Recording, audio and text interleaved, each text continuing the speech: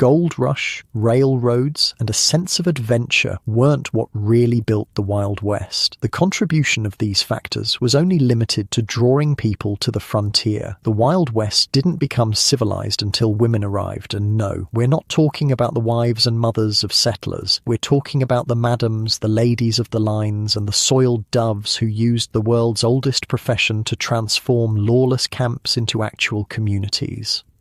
Here's what life was really like for a woman working in a Wild West brothel. So, yeah, if these stories work for you, subscribe. And I'm curious, what time is it where you are? Comment below. Last week, someone from Canada said they listened during lunch breaks. Not judging, just wasn't expecting that. All right, Wild West brothels tonight. But wait, are you comfortable? No, really. Check. Pillows, blankets, the whole deal. Where we're going, you'll want to be settled.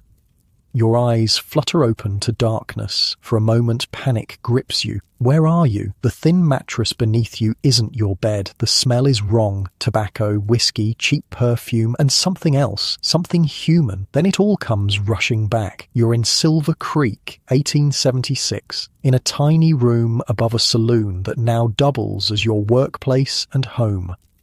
The space is hardly bigger than a closet. They call these cribs, just enough room for a narrow bed with a worn-out straw mattress, a small washstand with a chipped porcelain basin, and a three-legged stool that wobbles when you sit on it. Your few possessions are stuffed into a trunk at the foot of the bed. Unlike your cozy bed back home, this mattress crinkles when you move. It's covered in oilcloth to make it easier to clean between clients. Christ, it's cold. The thin blanket does nothing against the mountain chill that seeps through the gaps in the wooden walls. The cold is different here in the Rockies. It cuts right through to your bones. Nothing like back east. You can hear someone coughing in the next room.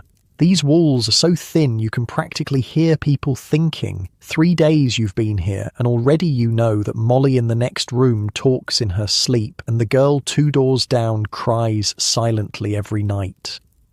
Rise and shine, ladies' coffee's hot and the day's wasting. That's Sadie, the madam. Her voice carries through the building like a trumpet. You can picture her already, all 5 feet of her wrapped in a silk robe, her greying hair still in papers, marching down the hall to make sure her girls are up and moving.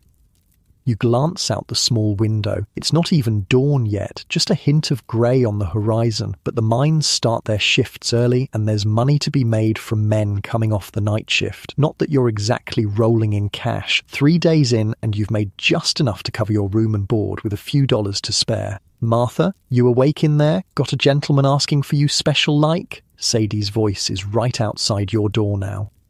You sit up, rubbing sleep from your eyes. I'm up. Good girl. Wash up and come down, and for God's sake put some rouge on. You look like death warmed over. You can hear her shuffling away, muttering something about green girls and breaking them in right.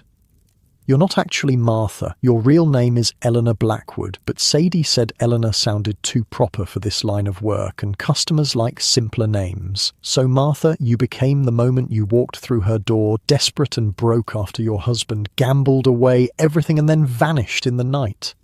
In your head, you're still screaming, how did I end up here? This is how I die, in a crib, in a mining town. But outwardly, you're calm. You've always been good at keeping your face blank, a skill that's serving you well now. The wash basin water is ice cold, making you gasp as you splash it on your face. No time to heat it up. You've learned that much already. In this business, time is literally money, and hot water is a luxury reserved for paying customers.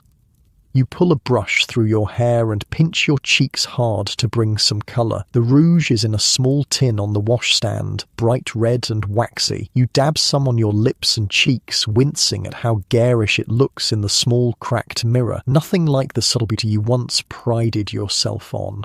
Martha, he ain't gonna wait all day. Sadie's voice again, impatient now. You throw on your work dress, a red satin thing with too much lace and a neckline that makes you flush every time you catch your reflection. 3 days ago, you would have died before wearing something like this. Amazing how quickly necessity changes your standards.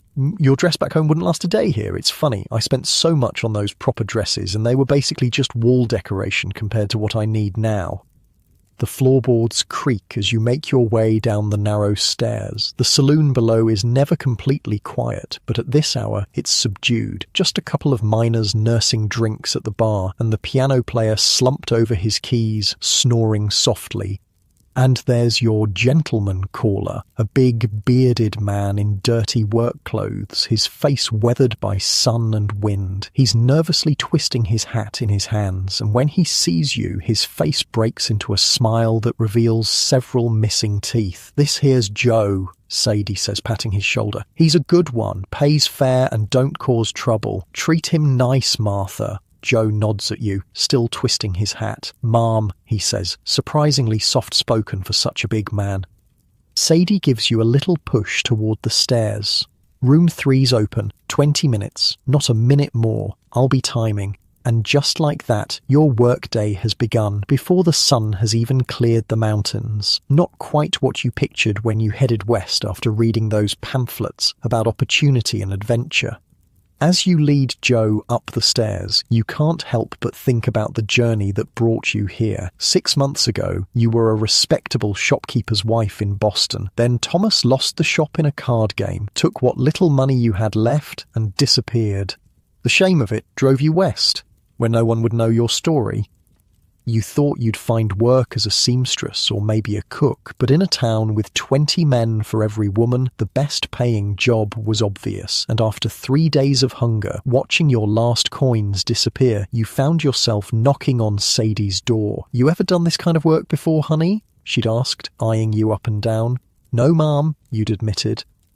"Didn't think so." You got that look, like you still believe in fairy tales. She'd sighed then. "Well, you're pretty enough, and men like a fresh face. You can stay, but you follow my rules. No drinking on the job, no stealing from customers, no getting attached. They're not here to save you, they're here to buy what you're selling. Understand?" You'd nodded, not trusting yourself to speak.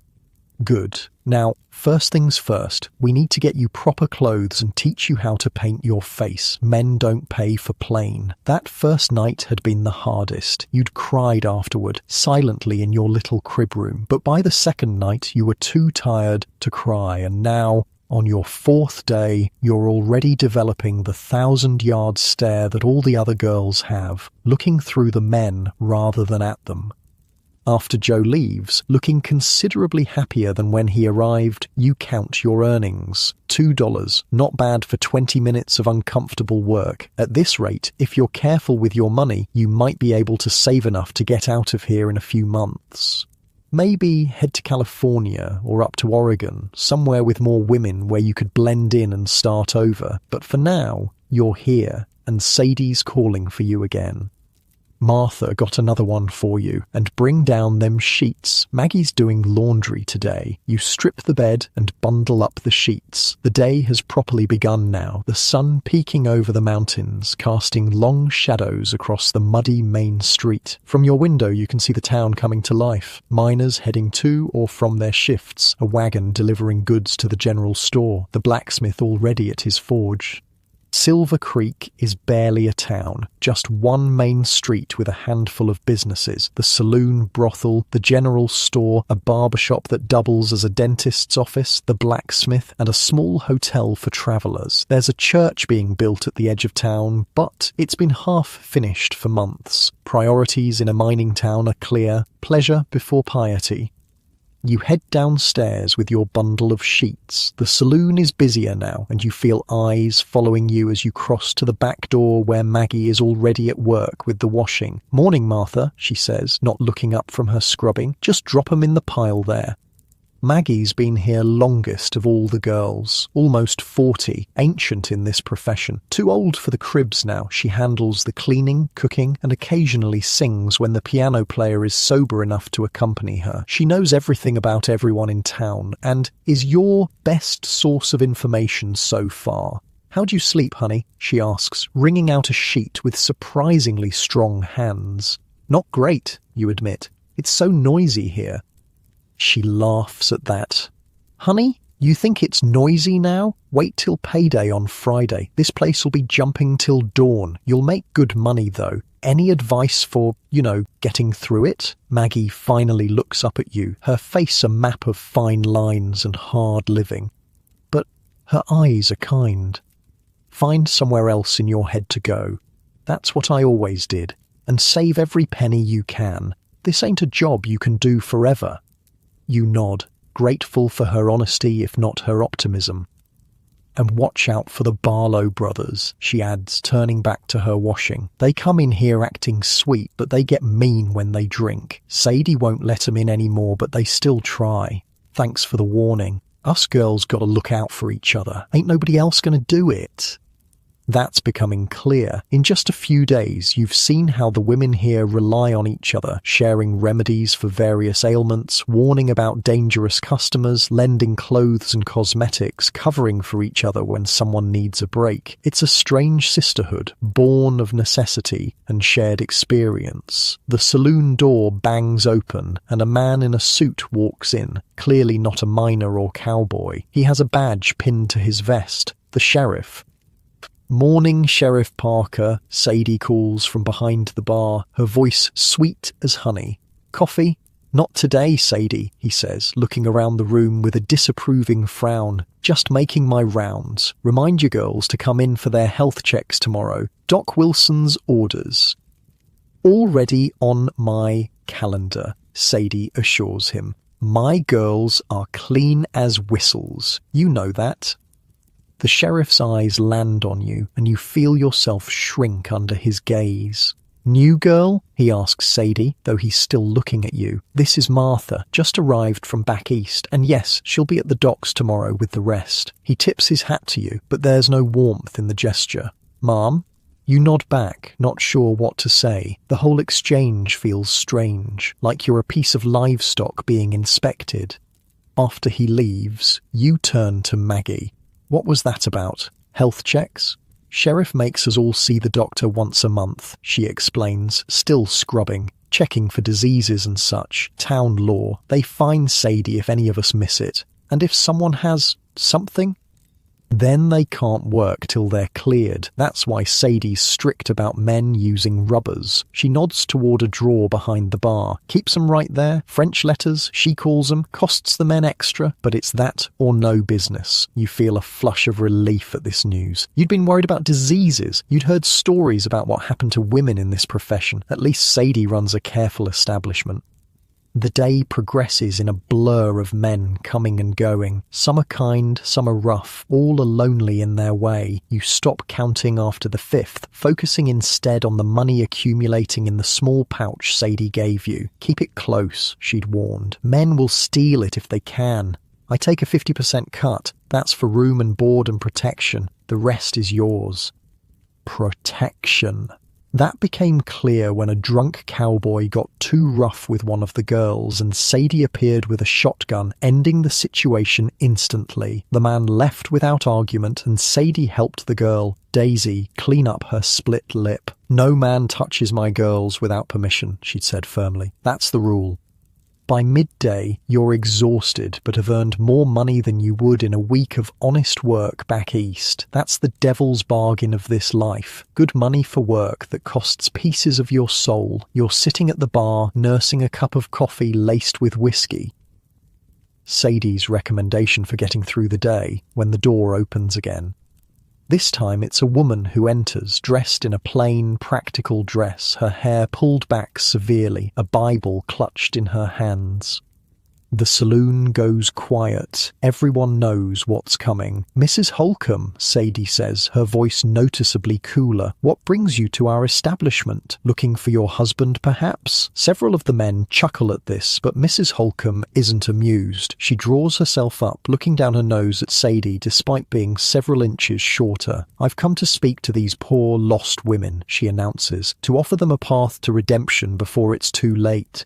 Sadie sighs dramatically. We've been through this, Evelyn. My girls aren't interested in your redemption. They're working women making an honest living. Honest? Mrs. Holcomb nearly chokes on the word. There is nothing honest about selling one's virtue for money. You find yourself speaking before you can stop yourself. And what would you have us do instead, ma'am? Work in your husband's mine for pennies a day until our lungs give out, or marry one of these fine gentlemen who just as soon beat us as look at us? The room goes even quieter. Mrs. Holcomb turns her stern gaze on you. You're new, she observes. Not yet completely corrupted. Come with me, child. The Ladies' Aid Society can find you respectable work. You almost laugh. Doing what? Washing clothes for half what I make here? No thank you, ma'am. Her lips tighten to a thin line. Pride comes before a fall, young woman. When you're ready to save your immortal soul, you know where to find me. And with that, she turns and marches out, her back rigid with disapproval. Sadie comes over and puts a hand on your shoulder. Good for you, standing up to old Battle-Axe Holcomb, but watch yourself. Her husband owns half the town, including the bank. Don't make enemies you can't afford. You nod, suddenly aware that you may have spoken too freely. In a town this small, with everyone's fortunes tied to the mines and the men who own them, politics is a dangerous game. As the day wears on, you learn more about the complex social web of Silver Creek. The brothel, while officially scorned by respectable society, is central to the town's economy and social life. Men come not just for the obvious services, but for company, conversation, and a taste of civilization in the rough frontier. You watch Sadie navigate this complicated position with impressive skill, keeping the peace with the sheriff, managing difficult customers, protecting her girls while still running a profitable business. She's harsh at times, but fair, and in a world where women have few options and fewer rights, she's carved out a kingdom of sorts. By late afternoon, you've earned enough to take a break. Your body aches and your painted smile feels like it might crack your face. You retreat to your tiny room, washing up with water you heated on the stove downstairs. There's a small crack in the wall between your room and Molly's. Through it, you can hear her crying softly. You tap gently on the wall. "Molly, you all right?" The crying stops abruptly. "I'm fine," comes her muffled reply. "Just thinking about home." You understand. Every woman here has a story, a before life that led them to this place. Some are running from something, others running towards something. All are surviving the best way they know how. "Where's home?" you ask, settling on your bed, grateful to take weight off your feet. "Kansas," she says after a pause. "Farm country. Drought took our crops 3 years running. Pa couldn't pay the bank." Another pause. "You?" "Boston," you say. "Husband gambled away everything, then left." She makes a sound that might be a laugh. "Men. They make the messes. We clean 'em up." "That we do," you agree, lying back on your thin mattress. Outside, the sun is starting to lower behind the mountains. Soon, the night shift will begin. Busier, rowdier, more profitable, but also more dangerous. You should sleep while you can, but your mind is too full. You think about Mrs. Holcomb and her judgment, about Sheriff Parker and his calculating gaze, about Joe with his gentle voice and rough hands, about how quickly your life has changed and how uncertain your future remains. In just one day in Silver Creek, you've made more money than you did in a week of honest work back east. But at what cost? And how long can you do this before it breaks something essential inside you? These questions follow you as you drift into an uneasy sleep, the sounds of the saloon beginning to swell below as night falls on the Wild West, a place where fortune and ruin walk hand in hand, and where women like you carve out survival one client at a time. Your last thought before sleep claims you is that your fancy feather bed back in Boston never felt as necessary as this thin straw mattress does now. The difference between comfort and survival as stark as the line between your old life and the new. The sound of breaking glass jolts you awake. Shouting follows, a man's voice, then Sadie's cutting through like a knife. You break it, you buy it, Mr. Rogers, that's imported crystal, and I'll be adding it to your tab.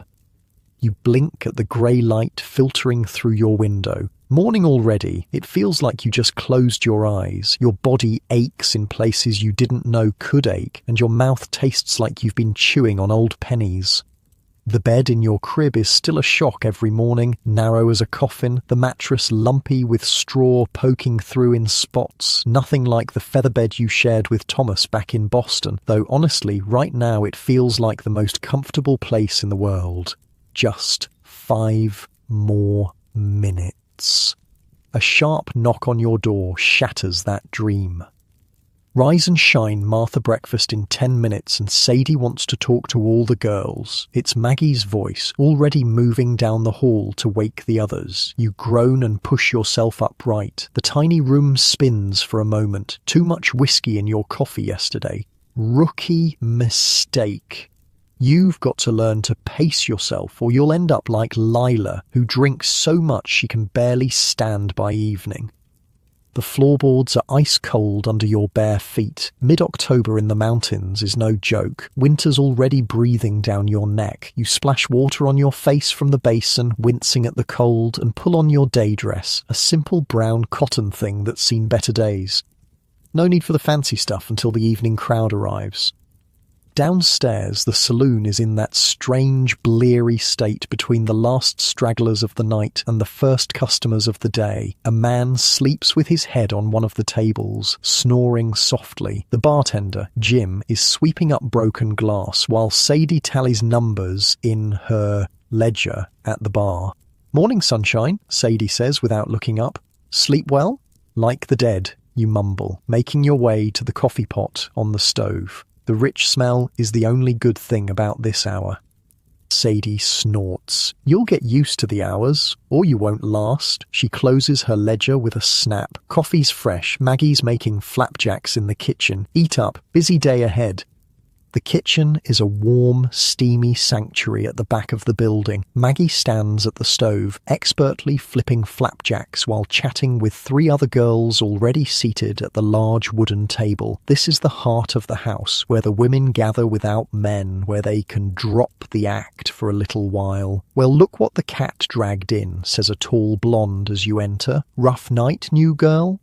"Leave her be, Charlotte," Maggie says, sliding a plate of flapjacks onto the table. "We were all green once." Charlotte shrugs, but there's no real malice in her eyes. "Just saying she looks like she got run over by the stagecoach." You pour yourself coffee from the pot on the stove and join them at the table. "Thanks for the compliment. Exactly the boost I needed this morning." That gets a laugh from the other girls. The redhead next to Charlotte introduces herself as Daisy, and the quiet brunette is Pearl. You've seen them around but haven't really talked yet. "Don't mind Charlotte," Daisy says, passing you the molasses. "She's just sore because Judge Wilson's wife caught him leaving here yesterday." Charlotte rolls her eyes. "That man swore he'd leave her. Been promising for a year now." "And you believed him?" Pearl speaks for the first time, her voice surprisingly deep. "Men will say anything between the sheets." "Ain't that the truth?" Maggie agrees, sitting down with her own plate. "First rule of this business, honey, don't believe a word they say, especially the sweet ones." You nod, pouring molasses over your flapjacks. "The food here is surprisingly good. Maggie used to cook for a logging camp before she came to Silver Creek, and she keeps everyone well fed." "So, where'd you come from, Martha?" Daisy asks through a mouthful. "Boston," you say after a moment's hesitation. "No point lying to these women. They can spot a fake story a mile away." "Fancy," Charlotte says. "What brought you all the way out here? Man trouble, I'm guessing." "Husband gambled away everything, then disappeared." The words come easier now, like you're talking about someone else's life. The women nod. They've heard this story before, or ones like it. "Mine drank himself to death," Pearl offers quietly. "Left me with 3 kids and a mountain of debt." "Where are your children now?" you ask, before you can stop yourself. Pearl's face clouds. "With my sister in Denver. I send money when I can." She looks down at her plate. "They think I'm a seamstress." An uncomfortable silence falls. You've touched on something painful, clearly, but before you can apologize, Sadie sweeps into the kitchen. Ladies, listen up. We've got a big day ahead. The mining company's paying out wages, which means the boys will be flush. I want this place spotless, and I want you all looking your best. She eyes each of you critically. Martha, you're with me after breakfast. Need to teach you a few things. After the last bite of flapjack, you follow Sadie upstairs to her private quarters at the end of the hall. Unlike the cramped cribs where you all sleep, her room is spacious and well furnished. A large four-poster bed with actual sheets, a dressing table with a proper mirror, a small sitting area with 2 upholstered chairs, and a bookshelf filled with ledgers and a few novels. Sit, she orders, pointing to one of the chairs while she rummages in a cabinet. She returns with a wooden box which she sets on the small table between the chairs. First things first, she says, opening the box to reveal an array of small bottles, tins, and packets. Protection. This business will kill you quick if you're not careful. She holds up a small rubber item. French letter. Make sure every man wears one. No exceptions, no matter what they offer to pay. Some will try to take it off when you're not looking, so check and don't let them turn you around so you can't see what they're doing. Next comes a tin of powder. Douche powder. Use it after every customer, no matter what. Mix with warm water. There's always some on the stove downstairs. A small brown bottle. Laudanum. For when the monthly pains come, or if you're having trouble sleeping. But be careful. Too many girls get too fond of it. I've seen it ruin more women than men ever did. Another bottle, smaller and darker. This is for emergencies only. If you think you might be in trouble, late. It'll take care of it, but it'll make you sick as a dog for a few days. Come to me first if you're worried. Don't try to handle it yourself. The business-like way she discusses these intimate matters makes them seem less frightening somehow. This is just another trade with its tools and techniques. Now, she continues, closing the box. Let's talk about the business side. You've got the basics down, 50% to me for room, board, and protection. That's better than most houses. Some take 60 or even 70. You keep track of your own money. I suggest finding a good hiding place, not in your room where customers can find it. Where do you suggest, you ask? She smiles slightly. I keep a safe in my room. You can leave money with me if you want. I keep honest books. She taps one of the ledgers on her shelf.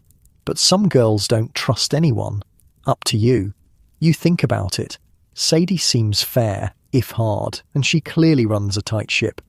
I'd like to use your safe, if that's all right. She nods, seemingly pleased with your decision. Smart girl. Now let's talk about classes of customers. You're new, so you'll get mostly the regular working men. Miners, cowboys, labourers. They're usually quick and not too complicated. As you build a reputation, you might get higher class clients, businessmen, mine owners, even the occasional government man passing through. She leans forward, her voice serious. The higher the class, the more particular they are, but they also pay better and sometimes give gifts. Treat them special, remember their names and what they like. That's how you build regulars. How much should I charge? It feels strange, discussing the price of your body like it's a yard of fabric or a pound of flour. Standard rate for basics is $2 for working men, $5 for businessmen. Anything special or that takes longer, you charge more. Use your judgment, but don't undercut the other girls. We've got standards to maintain. The coldly practical nature of the conversation is almost a relief. This isn't about shame or sin or any of the things Mrs. Holcomb would preach about. It's just business. One more thing, Sadie says, her voice softening slightly. Find something else to think about when you're with them. A place you like, a happy memory, a plan for the future. Don't let this job get in here. She taps her temple. That's how girls end up broken. It's perhaps the kindest thing she's said to you so far, and you find yourself unexpectedly moved. Thank you, Sadie. She waves your thanks away, businesslike again. Just practical advice. Now let's talk about your appearance. You're pretty enough, but you need to learn how to enhance it properly. The next hour is a crash course in the art of the painted lady. How to apply rouge to make your cheeks glow without looking feverish. How to darken your lashes with burned cork mixed with petroleum jelly. How to outline your lips to make them look fuller. Men like a woman who looks healthy, Sadie explains as she demonstrates on your face. They get enough sickness and death in the mines. They come here for life and colour. When she's done, you barely recognise yourself in her mirror. The woman staring back looks worldly, confident, desirable. Nothing like the proper Boston shopkeeper's wife you were 6 months ago. There, Sadie says with satisfaction. Now you look the part. Remember what I showed you. First impressions matter in this business. Back in your room, you practice what Sadie taught you, trying to commit the techniques to memory. The makeup feels heavy and strange on your face, but you have to admit it's effective. Even in your plain day dress, you look like a different woman. A soft knock interrupts your practice. It's Pearl, the quiet brunette from breakfast. "Sorry to bother you," she says, hovering in the doorway, "but I thought you might want these." She holds out a pair of silk stockings, only slightly worn. Charlotte was going to throw them out. Just a small tear at the top, see? Nothing that can't be mended. You take the stockings, touched by the gesture. Good silk stockings are expensive, a luxury you haven't been able to afford since Thomas left. "Thank you," you say. "That's very kind."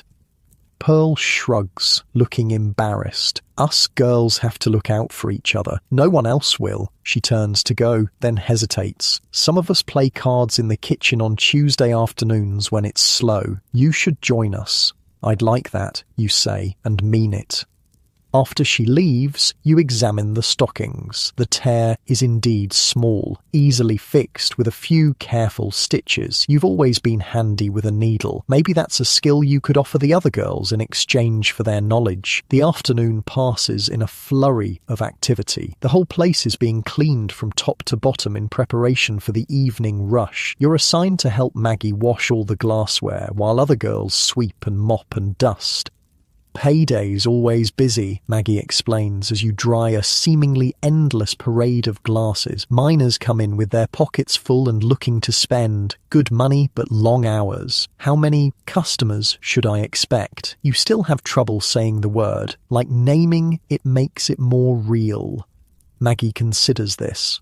On a regular night, maybe 5 or 6. On payday, could be double that. Don't worry, Sadie won't let anyone work you to death your first week. She's tough, but fair. As you work, Maggie fills you in on the unwritten rules and customs of the house. Who to avoid, the Barlow brothers, if they manage to sneak in. A mine foreman named Tucker, who likes to leave bruises. Any man who won't take off his boots. Who the good customers are. Judge Wilson despite his wife. Doc Harris, who sometimes treats the girls for free. A shy bookkeeper from the mining office who mostly just wants to talk. The best times to take breaks, between 3 and 4 in the afternoon, early morning before the night shift miners come in, where to hide extra money, sewed into a mattress, in a hollowed-out Bible, under a loose floorboard. It's a master class in survival, delivered matter-of-factly between polishing glasses. "One more thing," Maggie says, lowering her voice. "If you ever need to get away, really away, there's a woman in Denver who helps girls start over. Name's Mrs. Robinson, runs a boarding house for respectable working women. She doesn't ask questions about your past. Sadie knows about her, sends girls there sometimes when they want out of the life." You absorb this information silently, an escape route if you need it. "Good to know. Why are you telling me this?" you ask finally. Maggie's hands don't stop working as she answers. You've got that look, like you're just passing through, not settling in. "Some girls are made for this life, they take to it like ducks to water. Others," she shrugs, "just thought you should know there are options." Before you can respond, the front door bangs open and a boisterous group of men enters. Miners just off shift, their faces still streaked with coal dust, ready to spend their newly acquired wages. "Showtime," Maggie murmurs, drying her hands on her apron. "Remember what Sadie taught you, and if you get overwhelmed, signal me or one of the other girls. We look out for each other here." The afternoon blurs into evening as more men arrive, filling the saloon with noise and smoke and the smell of unwashed bodies. You circulate as Sadie instructed, smiling and chatting, accepting drinks that you secretly pour into the spittoon when no one's looking. It's overwhelming at first, the noise, the hands that seem to find their way to your waist or shoulders at every opportunity, the crude jokes and cruder propositions. But you find a rhythm eventually, a way to navigate the room that keeps you moving, never trapped in one spot for too long. You watch the other girls work, Charlotte with her brassy laugh and expert flirtation, Pearl quieter but with a mysterious air that seems to draw certain men like moths to flame, Daisy with her vivacious energy, always in motion. Each has developed her own persona, her own way of attracting customers. What's yours going to be? You're still figuring that out. For now, you lean on your Boston background, playing up the contrast between your proper speech and your current profession. Men seem to enjoy the novelty of it. A real society lady, one miner says appreciatively after you correct his grammar without thinking. Fancy that in a place like this. By midnight, you've taken 3 men upstairs to your crib room. The encounters are brief, transactional, impersonal. You follow Sadie's advice and let your mind drift elsewhere, to a peaceful day in the Boston Public Garden, to plans for saving enough money to leave, to the plot of the last novel you read before your life collapsed. It works, mostly. You're present enough to ensure the men follow the rules, to count your money afterward, to use the douche powder as instructed, but some essential part of you is elsewhere, protected. Between customers, you find moments to breathe, standing by the back door, letting the cold mountain air clear your head, sharing a quick cigarette with Daisy on the back steps, a cup of coffee in the kitchen with Maggie, who always seems to know when someone needs a break.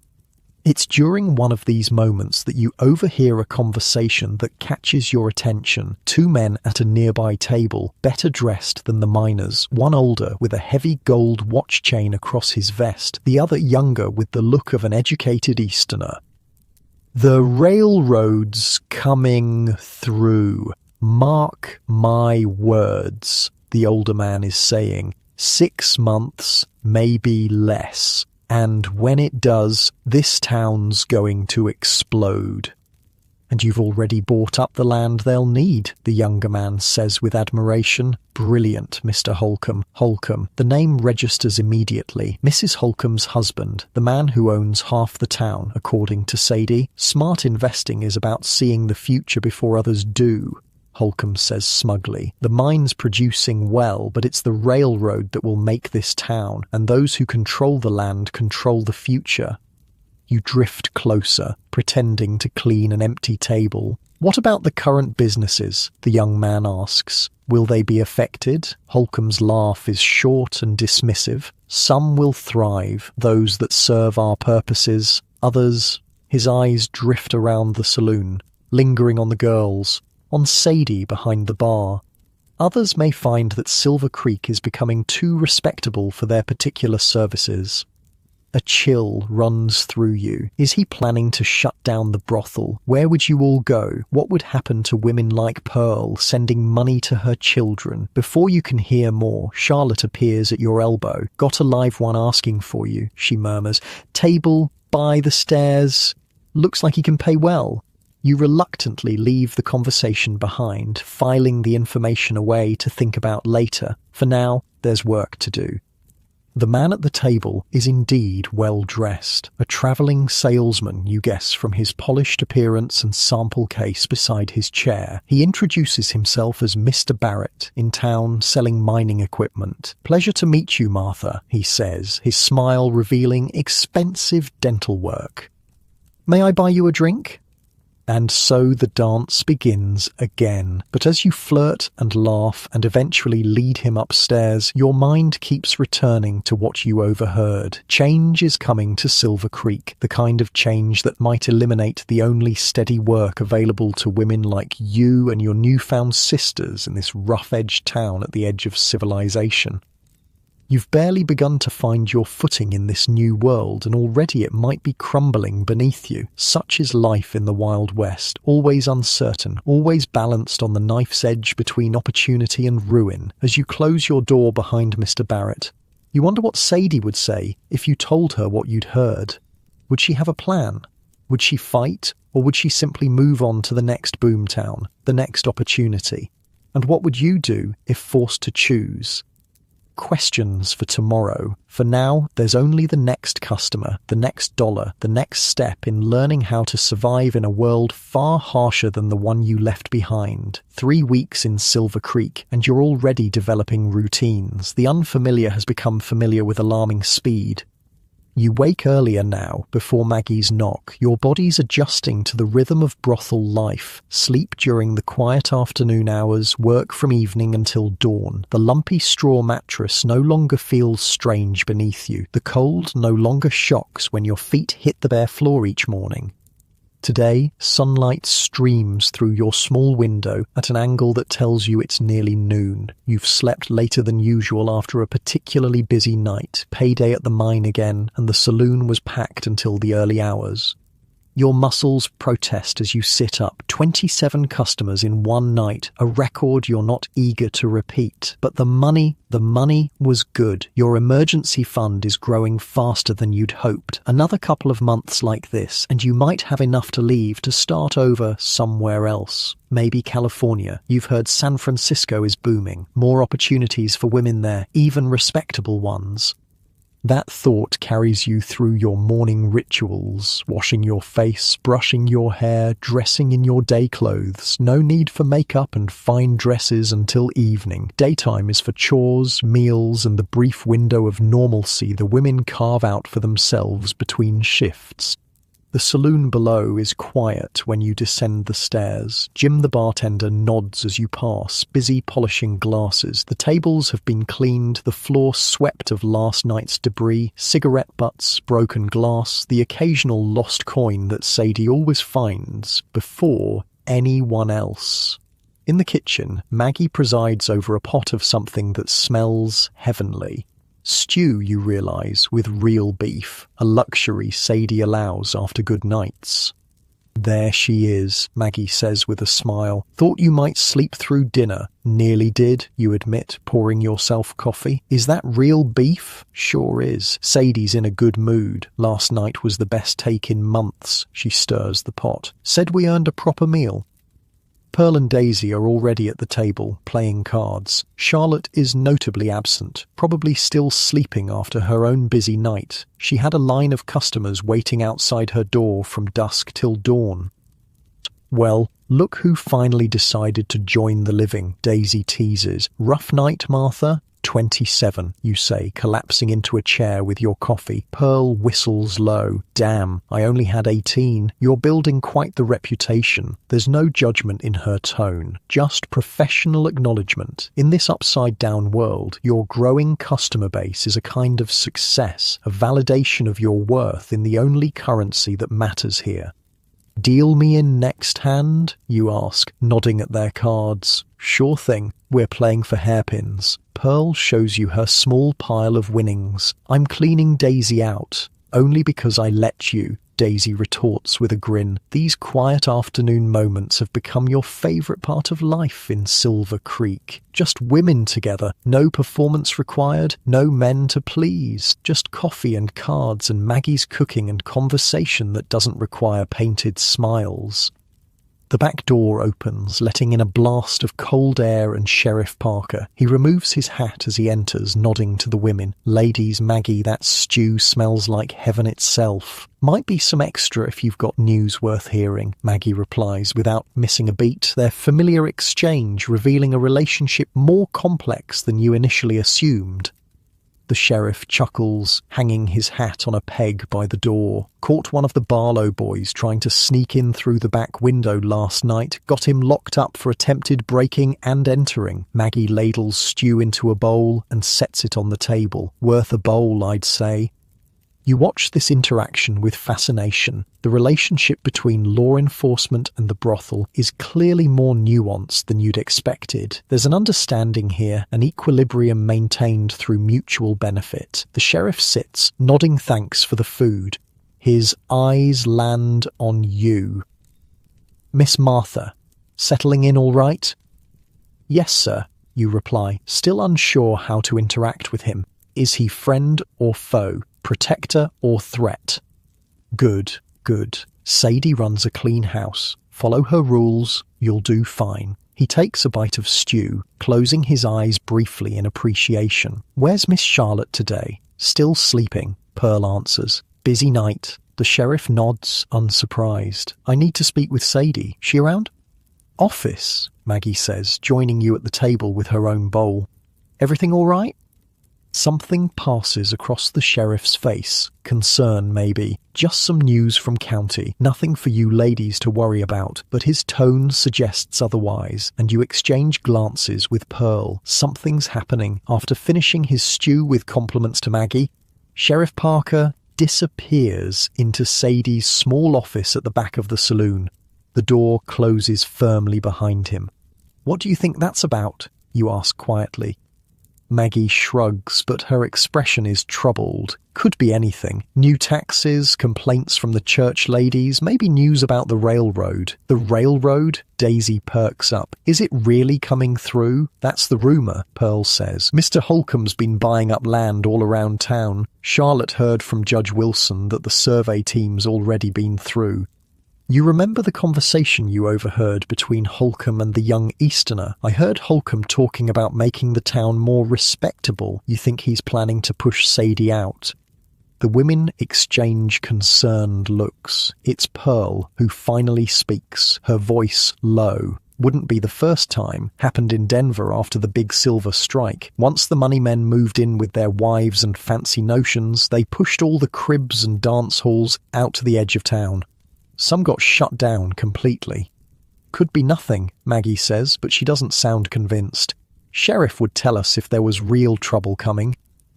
Would he? You ask, genuinely curious. The sheriff seems friendly enough, but his loyalty is ultimately to the law and the powers that control the town. Before anyone can answer, Sadie's office door opens. Sheriff Parker emerges, looking grim, followed by Sadie herself. Her face gives nothing away, but there's tension in her shoulders you've learned to recognize. "Ladies," she says briskly, "change of plans for today. We need to do a bit of community outreach." Maggie raises an eyebrow. "What kind of outreach?"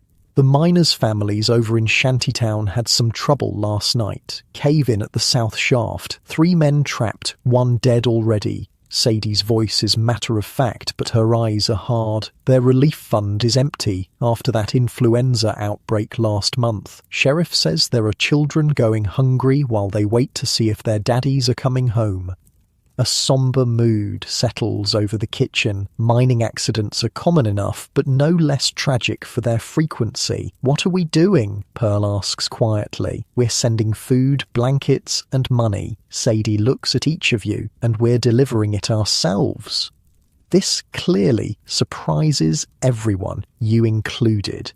The women of the brothel generally stay within their own territory during daylight hours, avoiding the judgmental stares of the town's respectable citizens. "Ourselves," Daisy echoes, "but Mrs. Holcomb and her church ladies are too busy planning their harvest festival to bother with miners' wives," Sadie finishes for her. "Besides, those families' money ends up in our pockets eventually. Least we can do is give some back when they need it."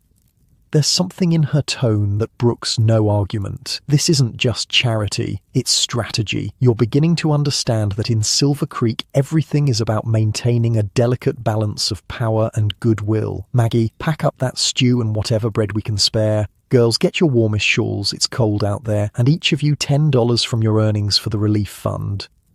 $10 is a significant sum, almost 2 days' earnings for most of you, but no one protests. There's an unspoken understanding that this is part of your duty to the strange, symbiotic community you belong to.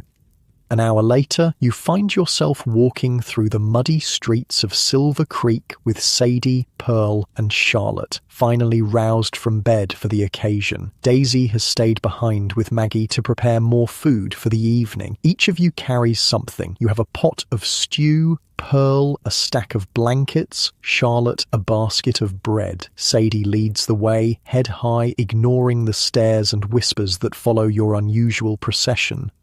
Shantytown lies just beyond the edge of Silver Creek proper, a collection of hastily constructed shacks and tents where the miners and their families live. The contrast between these humble dwellings and the increasingly substantial buildings of the main town is stark. Even the saloon, for all its rough edges, is a palace compared to these shelters. Outside one of the larger shacks, a group of women and children have gathered. Their faces are drawn with worry and hunger. A woman in a faded dress stands slightly apart, clearly in charge. She steps forward as your group approaches. "Miss Sadie," she greets, her voice neither friendly nor hostile, simply resigned. "Sheriff Parker said you might be coming." "Mrs. Collins," Sadie nods respectfully. "We heard about the cave-in, brought some food and necessities for the families."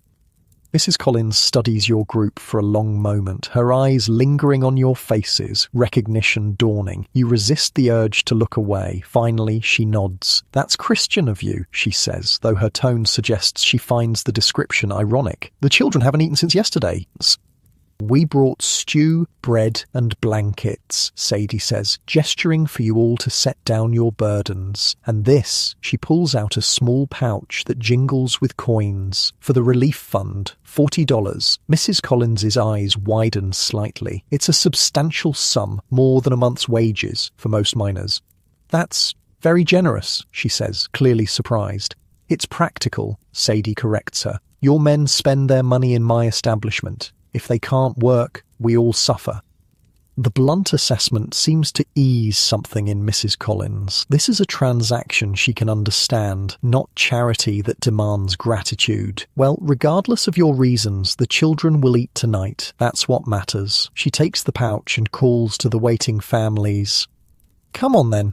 There's food." What follows is a scene unlike anything you expected when you woke this afternoon. The women of Shantytown, miners' wives, many of whom probably curse their husbands for spending hard-earned money at your establishment, line up with their children for the food you've brought. There's little conversation, just nods of acknowledgement, occasionally a murmured, "Thank you." The children are less reserved. They grab pieces of bread with grubby hands, slurp stew noisily, and stare openly at your group. One little girl with tangled blonde hair tugs at your skirt. "Are you really one of the fancy ladies from the saloon?" she asks, eyes wide with curiosity. You feel your cheeks warm. Becky." Her mother appears, mortified. "I'm sorry, miss." She doesn't know what she's saying. "It's all right," you manage, smiling at the little girl. "Yes, I work at the saloon." "Do you wear pretty dresses?" Pa says the ladies at the saloon wear the prettiest dresses in town. Despite yourself, you laugh. "Yes, sometimes we do." The mother looks torn between embarrassment and her own curiosity. Finally, she asks quietly, "Is it true you ladies sent for a doctor from Denver when Timmy Wilson had the fever? The real good one that saved him?" The question catches you off guard. You glance at Sadie, who nods almost imperceptibly. "Yes," you say, though this happened before your time. "Miss Sadie arranged it." The woman nods, something shifting in her expression. "My Tommy's friends with Timmy. Don't know what we'd have done if... Well, thank you for the stew." She leads her daughter away, leaving you with a strange feeling. It's the first time since arriving in Silver Creek that someone outside the brothel has looked at you with something other than desire or contempt. As the food is distributed, you notice Sadie deep in conversation with Mrs. Collins and two other women. Their heads are bent together, their expressions serious. It doesn't look like charity talk. It looks like business. Pearl sidles up beside you, following your gaze. "Politics," she murmurs. "Sadie's good at it." "Politics," you echo, confused. Sheriff brings her news. She decides who needs to know what. Those women. She nods toward the group with Sadie. They're the real power in Shantytown. Their husbands might swing the picks, but these women keep everyone alive and in line. You watch the interaction with new eyes. There's something happening here beyond simple charity. Alliances being reinforced, information being exchanged. Sadie isn't just being kind, she's shoring up support, building goodwill that might be needed later. Is this about the railroad? You ask quietly. About Holcomb trying to clean up the town? Pearl shrugs, but her eyes are knowing. Sadie doesn't confide in me, but I've seen this before. She's preparing for something. On the walk back to the saloon, you find yourself beside Sadie. The other women have gone ahead, eager to get out of the cold. That wasn't just about feeding hungry children, was it? You ask, your breath fogging in the air. Sadie gives you a sharp look, then something like approval crosses her face. You notice things. Good. She's quiet for a moment, then, Silver Creek is changing. Money's coming in with the mine doing well, and the railroad will bring more. Men like Holcomb see opportunity. To push us out? To remake the town in their image. Respectable, civilized. Her mouth twists on the words. Never mind that we were here first. Never mind that their precious civilization is built on our backs and other parts. The bitterness in her voice surprises you. Sadie usually maintains a pragmatic, emotionless demeanor. What can we do? She glances at you. We? Planning to stay around that long? Boston? You flush, caught out. I don't know, but while I'm here, I'd rather not be run out of town. Sadie nods, satisfied with your answer. Smart. Well, first rule of frontier survival. Know who your friends are. Those women back there, their husbands vote, they talk to their husbands. When the town council meets to discuss new ordinances about where businesses of ill repute can operate, those votes matter. But the miners don't have the money or power that Holcomb has. No, but they have numbers, and they have needs that Holcomb and his kind pretend not to share. She smiles grimly. Besides, we have friends they don't expect. The sheriff, Doc Harris, even Judge Wilson, though he'd never admit it publicly. Men who understand that towns like Silver Creek need women like us to function.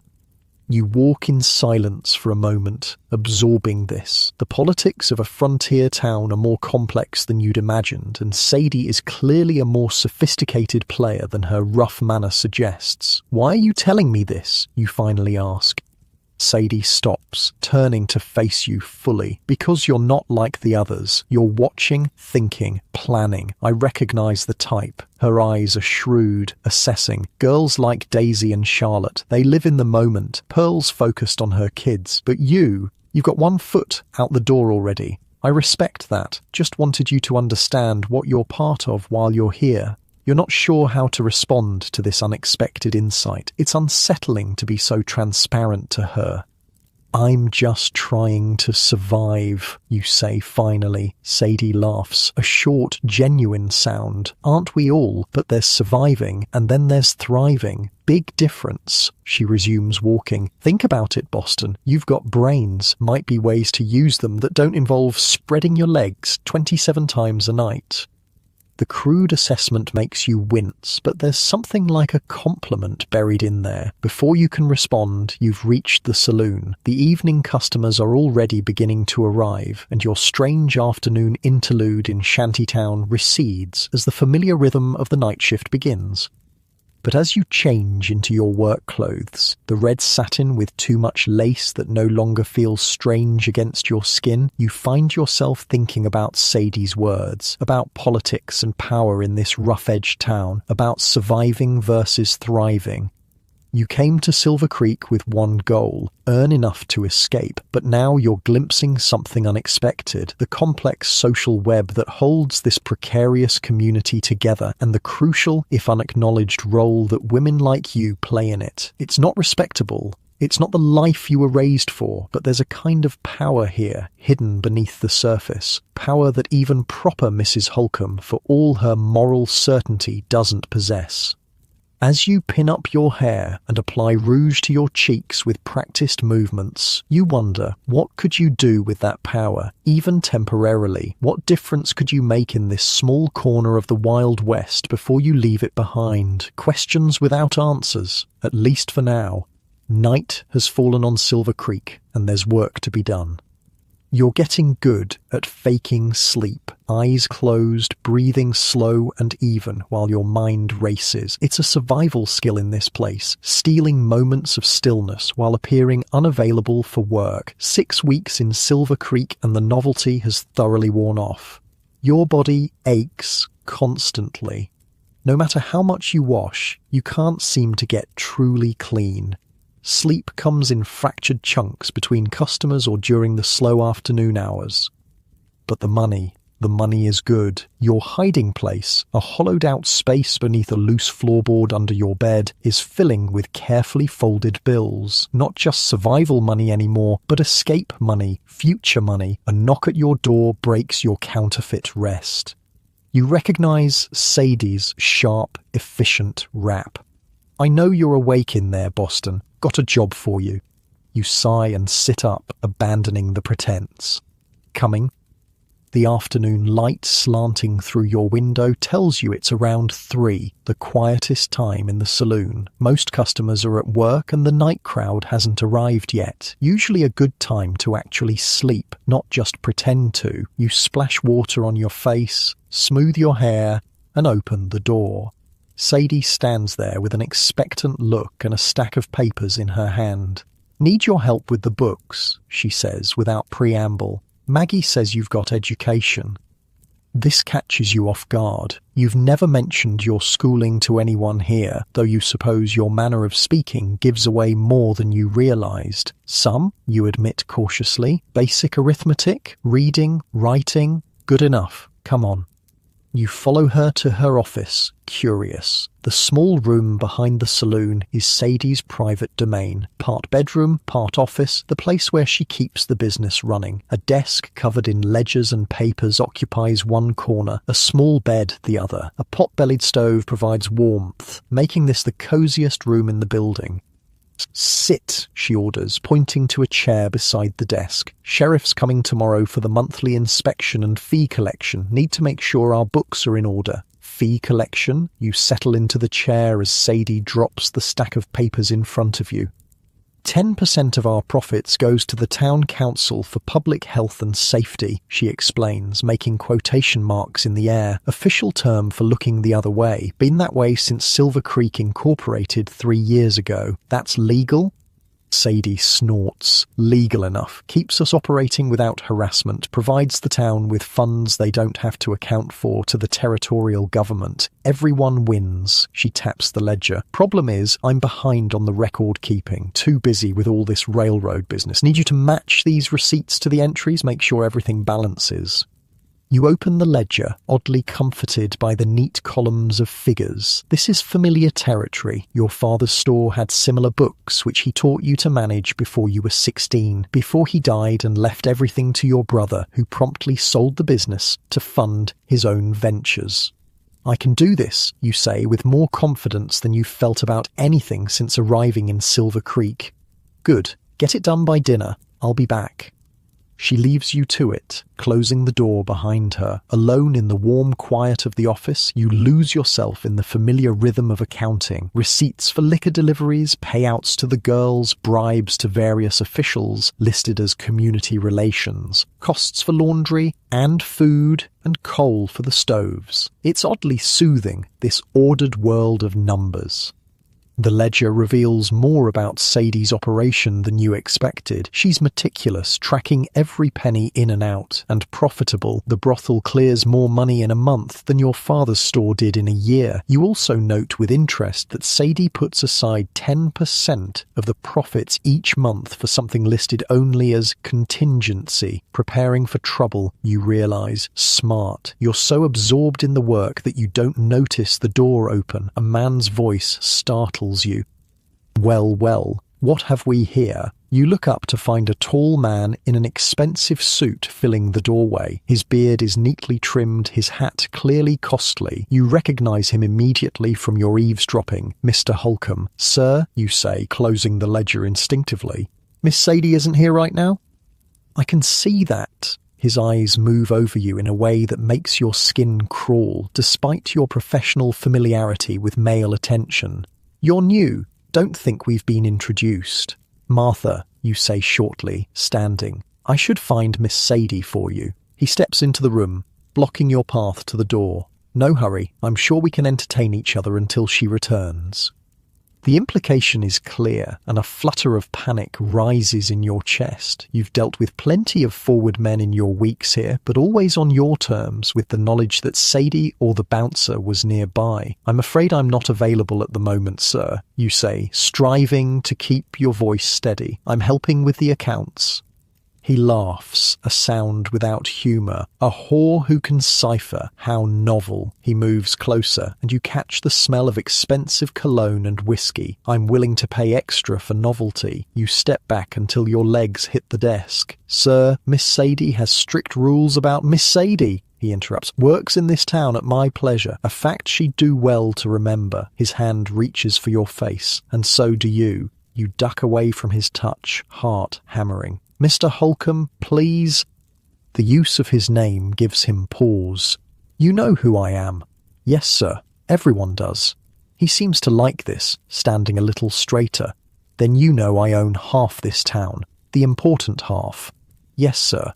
Good. Then we understand each other. He reaches for you again, and this time you have nowhere to retreat. The door bangs open, saving you. Sadie stands there, her expression murderous. Mr. Holcomb, she says, her voice icier than you've ever heard it. This is a surprise. He withdraws his hand slowly, turning to face her with a smug smile. Miss Sadie, just getting acquainted with your new girl. Martha is occupied with business matters at the moment, Sadie says, stepping into the room. But we have several other ladies available if you're interested in companionship. Perhaps another time. He straightens his jacket. Actually, I came to discuss business. The town council meets next week to review all commercial licenses. Thought you might want to know there's some discussion about rezoning the main street. The threat hangs in the air, thinly veiled. Sadie's face reveals nothing. Is that so? Well, we appreciate the heads up. Always good to stay informed of civic matters. Indeed. He moves toward the door, pausing beside Sadie. Your lease comes up for renewal soon, doesn't it? Next month, she confirms, voice neutral. Property values are rising. What with the railroad coming? Expect some changes to the terms. He tips his hat. Ladies! After he leaves, Sadie closes the door firmly and leans against it, exhaling slowly. For a moment, she looks tired. A rare glimpse behind her usual mask of control.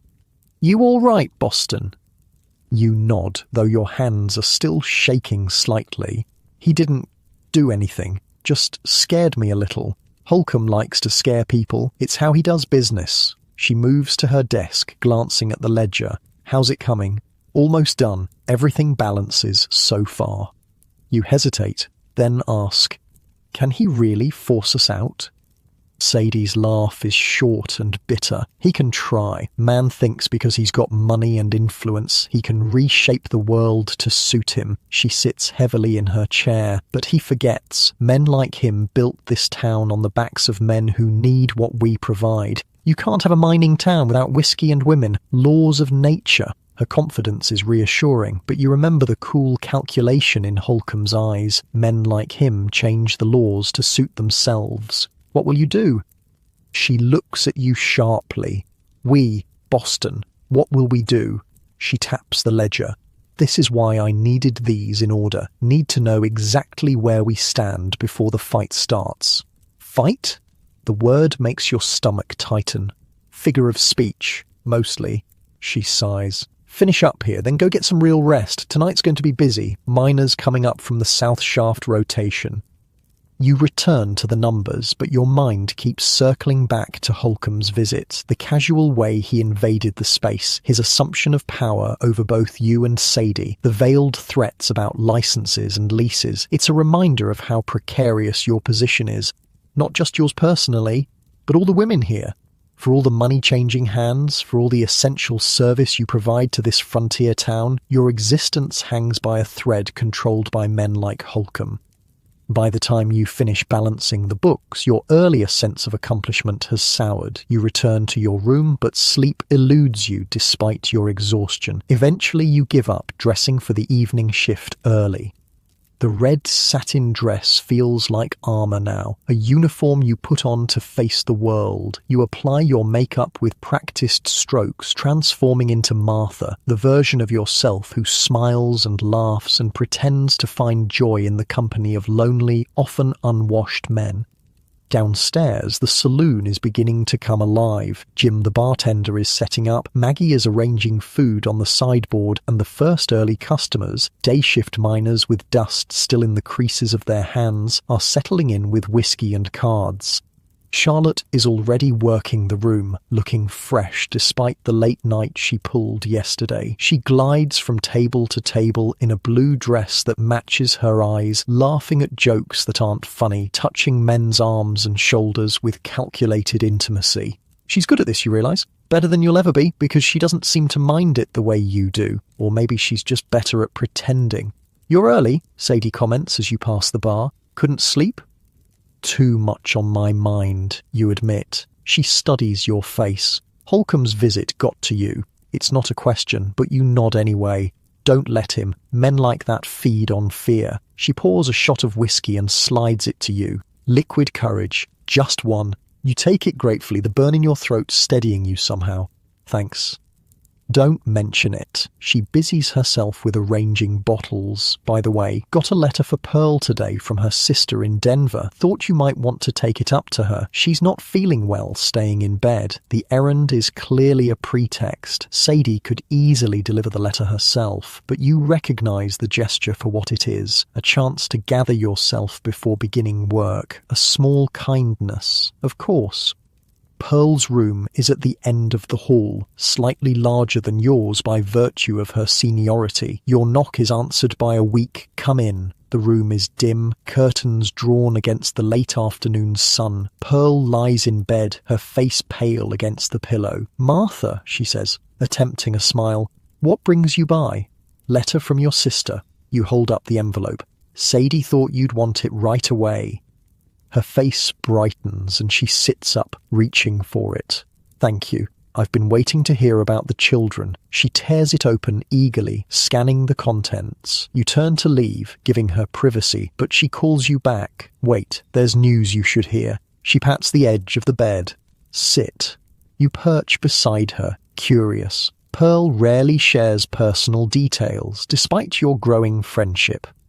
"My sister writes that another house in Denver was shut down last week. The city's expanding eastward, and the respectable folks don't want brothels in their nice neighborhoods." She looks up from the letter, eyes serious. "It's happening just like Sadie said. They're pushing the cribs to the edges, closing the ones that don't move fast enough." "Because of the railroad?" you ask, thinking of Holcomb's threats. Partly. Mostly it's just what happens when a mining camp turns into a proper town. First come the prospectors and miners, then the merchants, then the families. She folds the letter carefully. Once there are enough women in town, respectable women, the men in charge start pretending they never needed our kind in the first place. The injustice of it burns in your chest. But the town wouldn't exist without women like us at the beginning.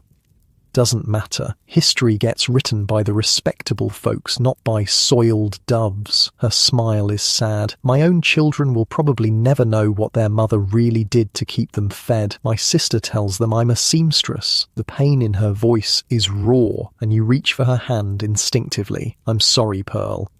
She squeezes your fingers. "Don't be. I made my choices and I stand by them. My Henry, my oldest. He's in school now. Proper school with books and everything. My sister says he's smart as a whip." Pride shines through her weariness. "Worth it. All of it." You sit in silence for a moment, holding her hand, thinking about choices and consequences. about what people do to survive and the lies society tells about them afterward. You should go, Pearl says finally. Customers will be coming in soon. I just need another day in bed, then I'll be back on my feet. Can I bring you anything? Food? Tea? I'm fine. Maggie's been checking on me. She hesitates, then adds, but maybe. Could you look in on me after your shift? Sometimes it gets lonely up here, just staring at the ceiling. Of course. You squeeze her hand one more time before rising. Try to rest. Back downstairs, the saloon is filling up. The piano player has arrived, and his somewhat out-of-tune rendition of Buffalo Gals provides a backdrop to the growing noise of conversation and clinking glasses. You slide into work mode, circulating through the room, smiling and chatting, allowing men to buy you drinks that you discreetly abandon. It's mechanical now, this performance. You've learned the rhythms, the expected responses, how to seem interested without encouraging excessive attachment. Around 9, the door opens to admit a man you haven't seen before. He's better dressed than most customers, not wealthy like Holcomb, but respectable. A shop owner, perhaps, or a clerk. He hesitates just inside the entrance, looking uncomfortable and out of place. Charlotte materializes beside you. New meat, she murmurs. Looks like a good tipper, too. All yours, you offer. But she shakes her head. Nah, I've got the Wallace brothers buying me drinks all night, looking for a big payday. She nods toward a pair of ruddy-faced men at the bar. You take him. The newcomer has found a seat at an empty table, still looking uncertain. You make your way over, professional smile in place. Evening, sir. New in town? He looks up startled, and you're struck by his eyes. A clear, intelligent blue, unlike the often dull or predatory gazes you've grown accustomed to. Is it that obvious? His voice is pleasant, with traces of an Eastern education. We don't get many new faces, you explain, sliding into the chair across from him. Passing through? Actually, I've just moved to Silver Creek, opening a bookshop next month, once my inventory arrives. He extends a hand formally. Edward Hayes. The gesture is so unexpectedly proper that you laugh even as you shake his hand. Martha, though I doubt a respectable bookshop owner should be seen conversing with me. He flushes but doesn't look away. I've never put much stock in social pretensions, Miss Martha. Especially in a frontier town where everyone's history begins the day they arrived. There's something refreshing about his directness. No crude propositions, no pouring hands, just conversation between two people. A bookshop, you muse. Will there be enough customers in Silver Creek? More than you might think. The railroad's coming, bringing more settlers, and miners read more than people give them credit for. Long, dark hours underground give a man appreciation for escape. You think of your own precious books, left behind in Boston. What kind will you stock? His face lights up at the question, and you realise with a pang that it's been weeks since you had a genuine conversation about anything beyond the immediate needs of survival. Everything I can get my hands on. Classics, of course. Adventure stories, Cooper, Verne, Stevenson, practical manuals for mining and farming, and poetry, though that might be a harder sell. He studies you curiously. You enjoy reading. I used to, you admit. Haven't had much opportunity lately. You're welcome to borrow from my stock when it arrives. I'll need readers to spread the word about the shop. The offer is clearly sincere, and it touches something in you that's been dormant since you arrived in Silver Creek, the part that craves intellectual stimulation, beauty, art, things that have no place in the brutal economy of the brothel. That's very kind, Mr. Hayes. Edward, please. Edward. The name feels foreign on your lips, an actual name, not Sir or Mr. or crude endearments. He's about to say more when a hand clamps down on your shoulder. You look up to find one of your regular customers, a burly miner named Frank, his face flushed with drink. There you are, Martha. Been looking for you. His fingers dig into your flesh. Thought we had an arrangement tonight. You hadn't promised Frank anything, but arguing with a drunk man is rarely productive. I was just about to come find you. You lie smoothly, rising from the table. Mr. Hayes, if you'll excuse me. Edward looks concerned, glancing between you and Frank. Of course, he says finally. Perhaps we can continue our conversation another time. The lady's occupied for the rest of the night, Frank says, possessive hand still on your shoulder. Aren't you, Martha? You smile tightly. It was nice meeting you, Edward. As Frank leads you away, you glance back to see Edward watching with a troubled expression. The contrast between his respectful conversation and Frank's proprietary grip makes your chest ache with something like shame, though you know the feeling is irrational. This is your job, your survival. But for those few minutes at Edward's table, you'd remembered what it felt like to be Eleanor Blackwood again, a woman with thoughts and interests beyond her body's utility. Now, as you climb the stairs with Frank's hot breath on your neck, that woman recedes once more, and Martha, the brothel worker, returns to do what she must. Later, after Frank and 2 other regulars, you keep your promise to look in on Pearl. Her room is dark now, lit only by a single candle. She's still awake, propped up on pillows, her face drawn with pain or fatigue or both. "How are you feeling?" you ask, settling on the edge of her bed. "Been better?"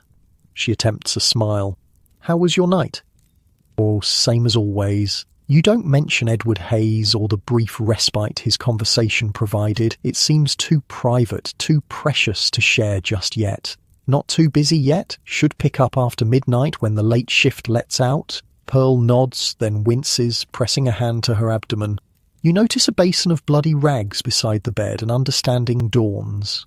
"Monthly troubles?" you ask gently.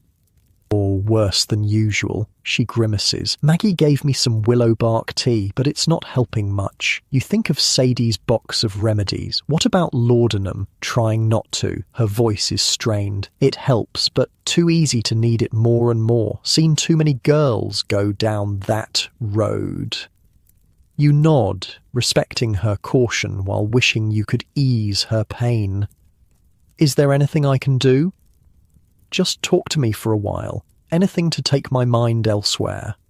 So, you talk. About Boston, about your father's shop, about the books you loved as a child, about the customers downstairs, Maggie's cooking, the changing weather, mundane things, safe things until her eyes grow heavy and her breathing evens out. You blow out the candle and leave her to sleep, your own exhaustion settling into your bones, but there's no rest for you yet. The night is young by brothel standards, and there's money to be made.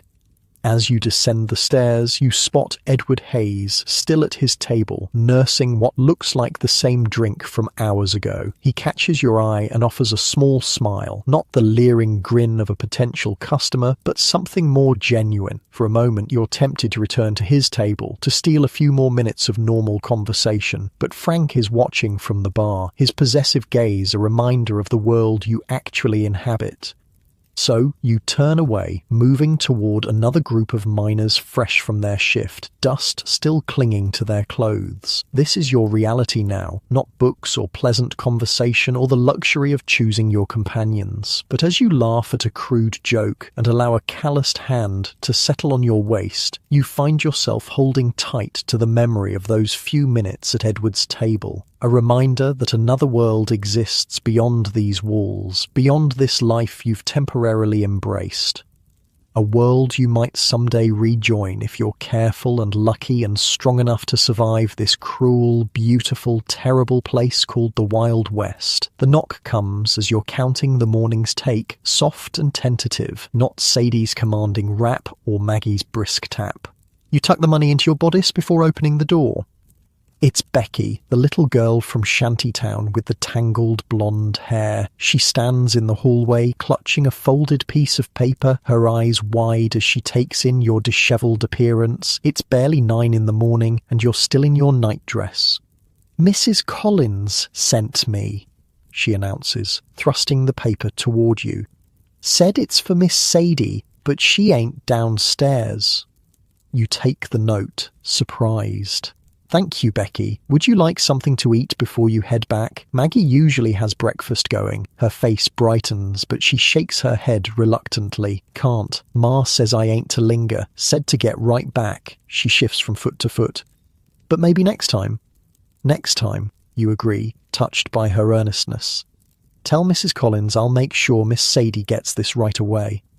She nods, then blurts out, "My pa's one of the ones you all helped when the mine collapsed. He says you ladies ain't as bad as the church folks say." The guileless statement catches you off guard. That's very kind of him. He says we shouldn't judge nobody till we walked a mile in their boots. She grins, revealing a missing front tooth. "Anyway, thanks for the stew you brought. Ma says I got to go now." She scampers off, her footsteps fading down the back stairs. You close the door, smiling despite your exhaustion. 2 months in Silver Creek, and you're still surprised by moments like this, unexpected kindness amid the harshness of frontier life. The note is sealed with a blob of candle wax. You should take it directly to Sadie, but curiosity gets the better of you. You carefully break the seal and unfold the paper. Meeting tonight. Holcomb's men in town hall. 8 p.m. Railroad contracts being signed. Need to know what we're facing. The curt message sends a chill through you. For weeks, Silver Creek has buzzed with rumors about the railroad, where the station would be built, whose land would be bought, what changes would come. Now it seems things are moving faster than expected. You refold the note and finish dressing, then head downstairs. The saloon is quiet at this hour. A few men sleeping off the previous night's excesses, Jim sweeping the floor, Maggie humming in the kitchen. Sadie's office door is closed, but light shines beneath it. Your knock is answered with a gruff, "Come in." Sadie sits at her desk, ledgers open before her, a half-empty bottle of whiskey at her elbow. It's unusual to see her drinking this early. Her face is drawn, hair loose around her shoulders rather than in its usual tidy arrangement. "Note from Mrs. Collins," you say, handing her the paper. "A little girl delivered it just now." She reads it quickly, then crumples it in her fist. "Damn it all to hell. What does it mean? About the contracts?" Sadie takes a slug of whiskey before answering. "Means Holcomb's making his move. Railroad's chosen their route through town, and he's making sure it benefits him and his cronies." She gestures to the chair across from her. "Sit, might as well tell you what's happening." You settle into the chair, oddly honoured by her confidence. Despite your time here, Sadie still keeps most of her business dealings private.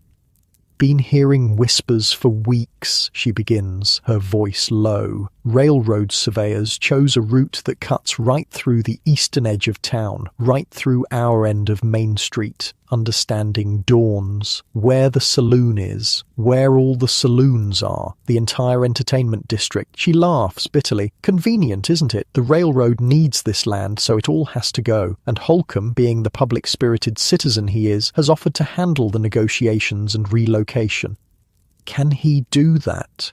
Legally, maybe not. But this is frontier justice we're dealing with. The territorial governor's in his pocket, and most of the town council too. She rubs her temples. "I've seen this play out before. They'll offer pennies on the dollar for the properties. Claim eminent domain if anyone resists."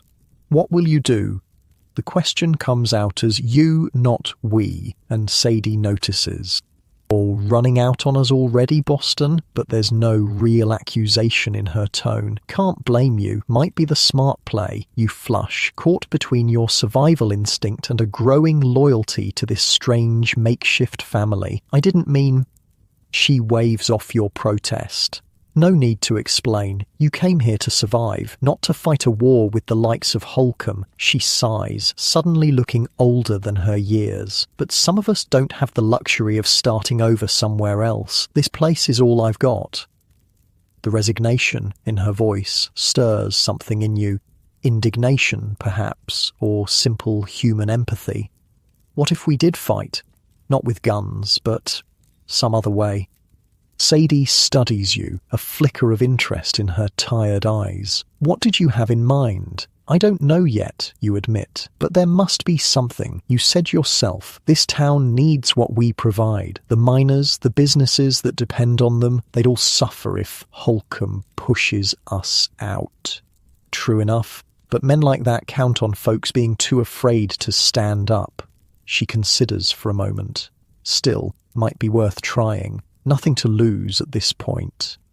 She pulls a fresh sheet of paper from her desk drawer and begins writing. First, we need to know exactly what's in those contracts. Mrs. Collins's husband sits on the town council, but he's just one vote. We need more allies. She looks up at you. Your friend, the bookshop owner, Hayes. He's been spending a lot of time here lately, though not much with the girls. He's sweet on you. The question catches you off guard. Edward has indeed become a regular at the saloon over the past few weeks, but as he'd promised that first night, he comes mostly to talk. Sometimes he brings a book to share, reading passages aloud in a quiet corner while you listen during breaks between customers. It's a strange friendship conducted in stolen moments, neither of you acknowledging the reality of your situation. He's just being kind, you say carefully. He knows I like to read. Sadie snorts. Men don't spend money in a whorehouse just to read to the merchandise, Boston. But whatever you want to call it, he might be useful. New business owner, educated, respectable. The kind of man Holcomb wants in his new, improved Silver Creek. The idea of using Edward makes you uncomfortable, though you're not sure why. Your relationship, such as it is, already exists in a realm of unspoken compromises and willful ignorance. I could talk to him, you say finally. See what he knows about the railroad plans. Good, do that. Sadie returns to her writing. Meanwhile, I'll reach out to some of the other business owners who'll be affected. Malone at the Silver Dollar, Jenkins at the hotel. Even that old hypocrite Winters at the general store. His place is on the chopping block too, though he's probably too thick to realise it yet.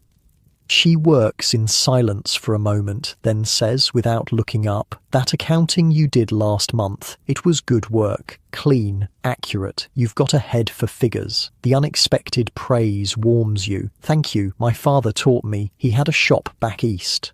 Useful skill. She sets down her pen, meeting your eyes directly.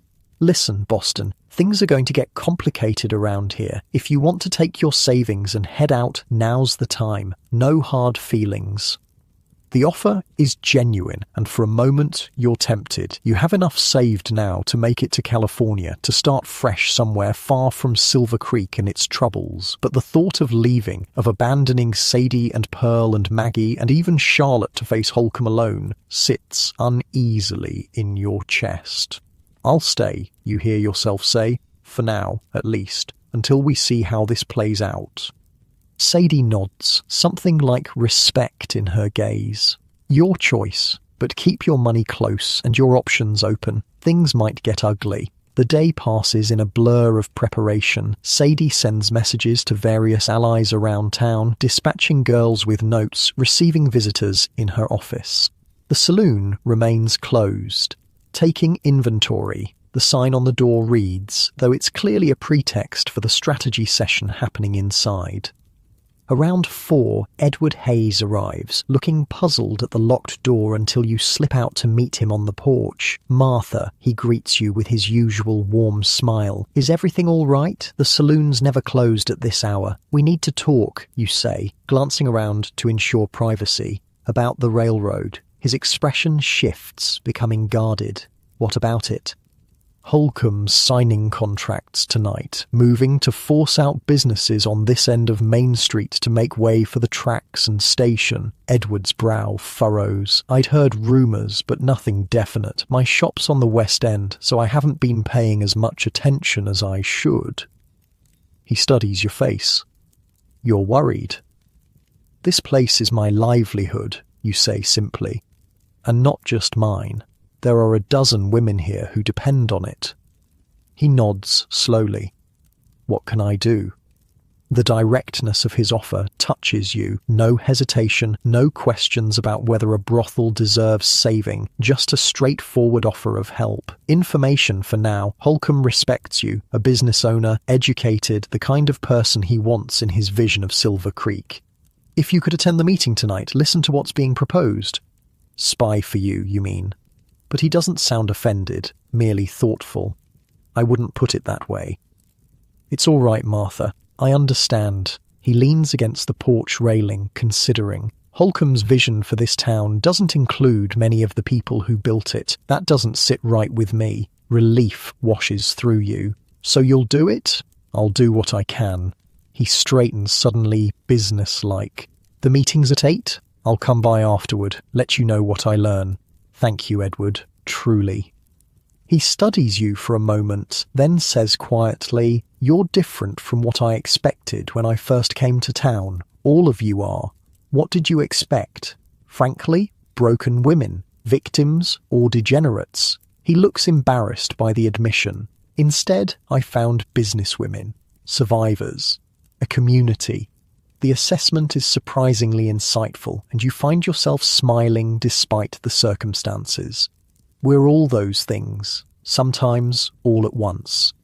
He returns your smile, then glances at the sky. I should go prepare for tonight. Tell Sadie I'll do what I can. After he leaves, you return to the War Council in the saloon. Sadie has been joined by several other business owners from the east end of Main Street.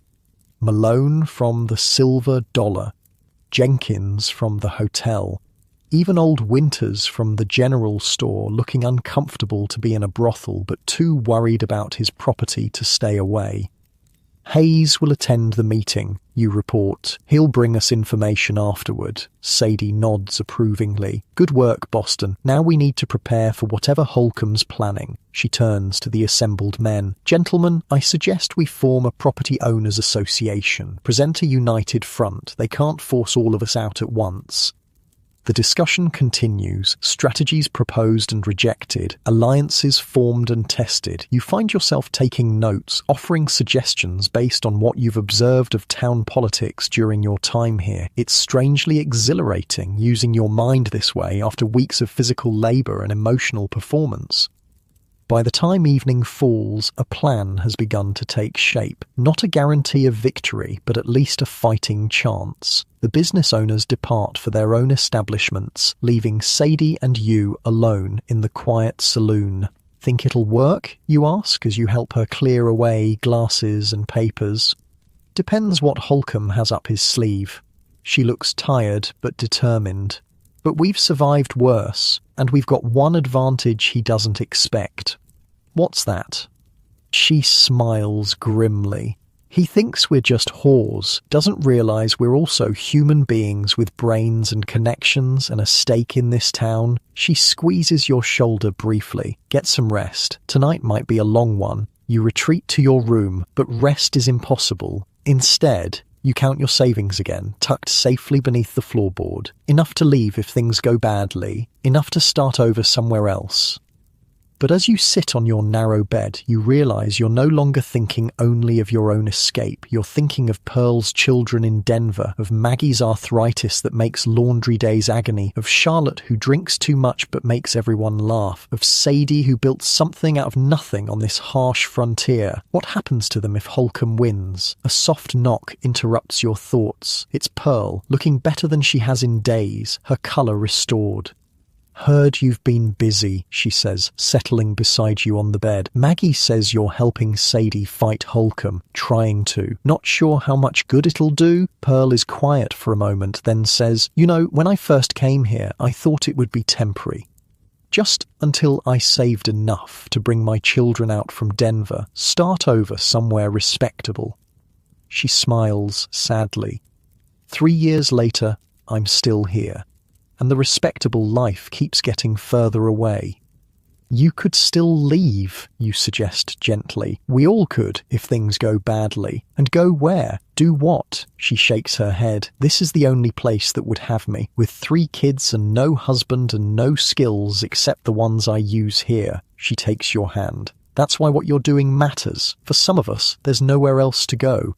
The weight of her words settles on you. The responsibility, the reality of what's at stake, not just a business, but people's lives, homes, futures. I'll do what I can, you promise, squeezing her hand. But I'm just one person, and Holcomb has money and power and the law on his side. Sometimes one person is enough to tip the balance. She rises, moving to the door. Especially one person with nothing left to lose. After she leaves, you sit in the gathering darkness, turning her words over in your mind. Is that what you've become? Someone with nothing left to lose? Or is it the opposite? Someone who's found something unexpected worth fighting for? The saloon remains closed that evening, an unprecedented occurrence that has likely set tongues wagging all over Silver Creek. Around 9, you hear movement downstairs, voices, the clink of glasses. Sadie must be meeting with someone. You change into your day dress and make your way downstairs, curious. In the dim light of a few lamps, you find Sadie, Maggie, and Mrs. Collins from Shantytown seated at a table, heads bent in conversation. They look up as you approach. "Boston," Sadie gestures to an empty chair. "Join us." Mrs. Collins was just sharing what her husband overheard at the meeting.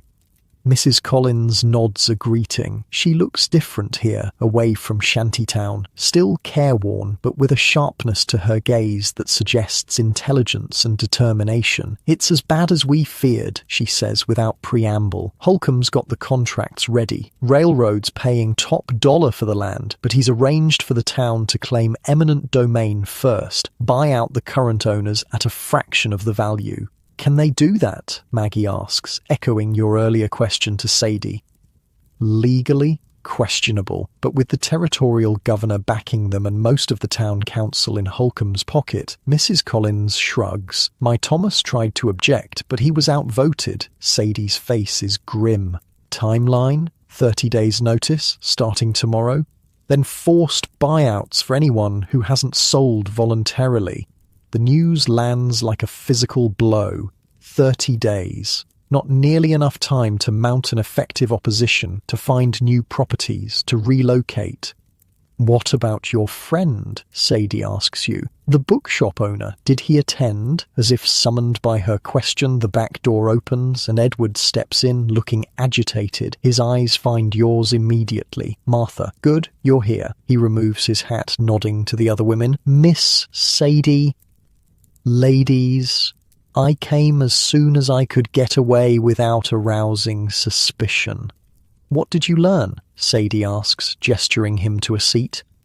He sits, running a hand through his hair in frustration. "It's worse than we thought. The railroad deal is just the beginning. Holcomb's planning to use it as the first step in a larger civic improvement campaign. He's talking about new ordinances, restricting saloons and brothels to a small area south of town, imposing hefty license fees, mandatory health inspections at the owner's expense.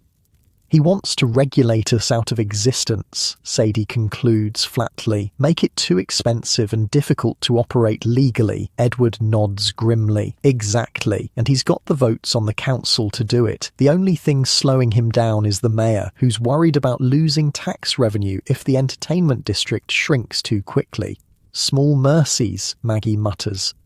"There's more," Edward continues. "He specifically mentioned your establishment, Miss Sadie, said it was the most visible symbol of vice and moral corruption in Silver Creek." Sadie actually laughs at this. "Well, I'm flattered to be singled out, but it doesn't change our situation." "What about the Property Owners Association?" you ask. "If everyone bands together, refuses the lowball offers..."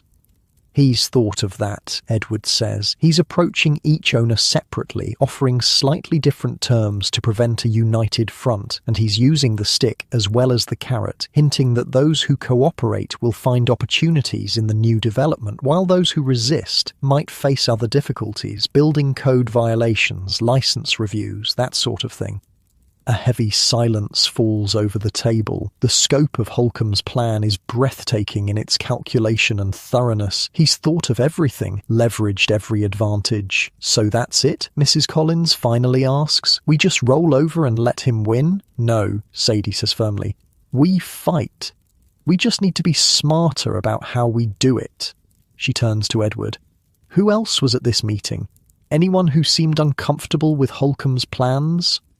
As Edward lists names and impressions, you find your mind drifting, thinking about Silver Creek and how it's changed even in your short time here, about the miners who rely on the saloon for comfort and company after grueling shifts, about the women of Shantytown who benefited from your charity during the cave-in crisis, about all the invisible connections that bind this frontier community together, connections that Holcomb, for all his power, doesn't seem to fully understand. An idea begins to form, not a complete strategy, but the seed of one, a way to fight back that leverages what Holcomb sees as your greatest weakness, your status as fallen women on the margins of respectable society. What if you begin slowly drawing everyone's attention? We don't fight the railroad or the relocation directly. What if we make it impossible for Holcomb to exclude us from whatever comes next? Sadie raises an eyebrow. Explain. Holcomb's power comes from money and respectability. We can't match his money, but what if we could challenge the notion that we're all vice and moral corruption? You lean forward, warming to your idea. What if we showed the town, especially the parts Holcomb needs, like the miners and their families, that we're valuable beyond what happens upstairs in the cribs? Edward catches on first, his eyes brightening. You're talking about changing the narrative, making yourselves indispensable to the community in ways that have nothing to do with your primary business. Exactly. You look around the table, gauging reactions. We've already started with the aid to Shantytown. What if we did more? What if people saw us as not just providing certain services, but as integral to the town's welfare?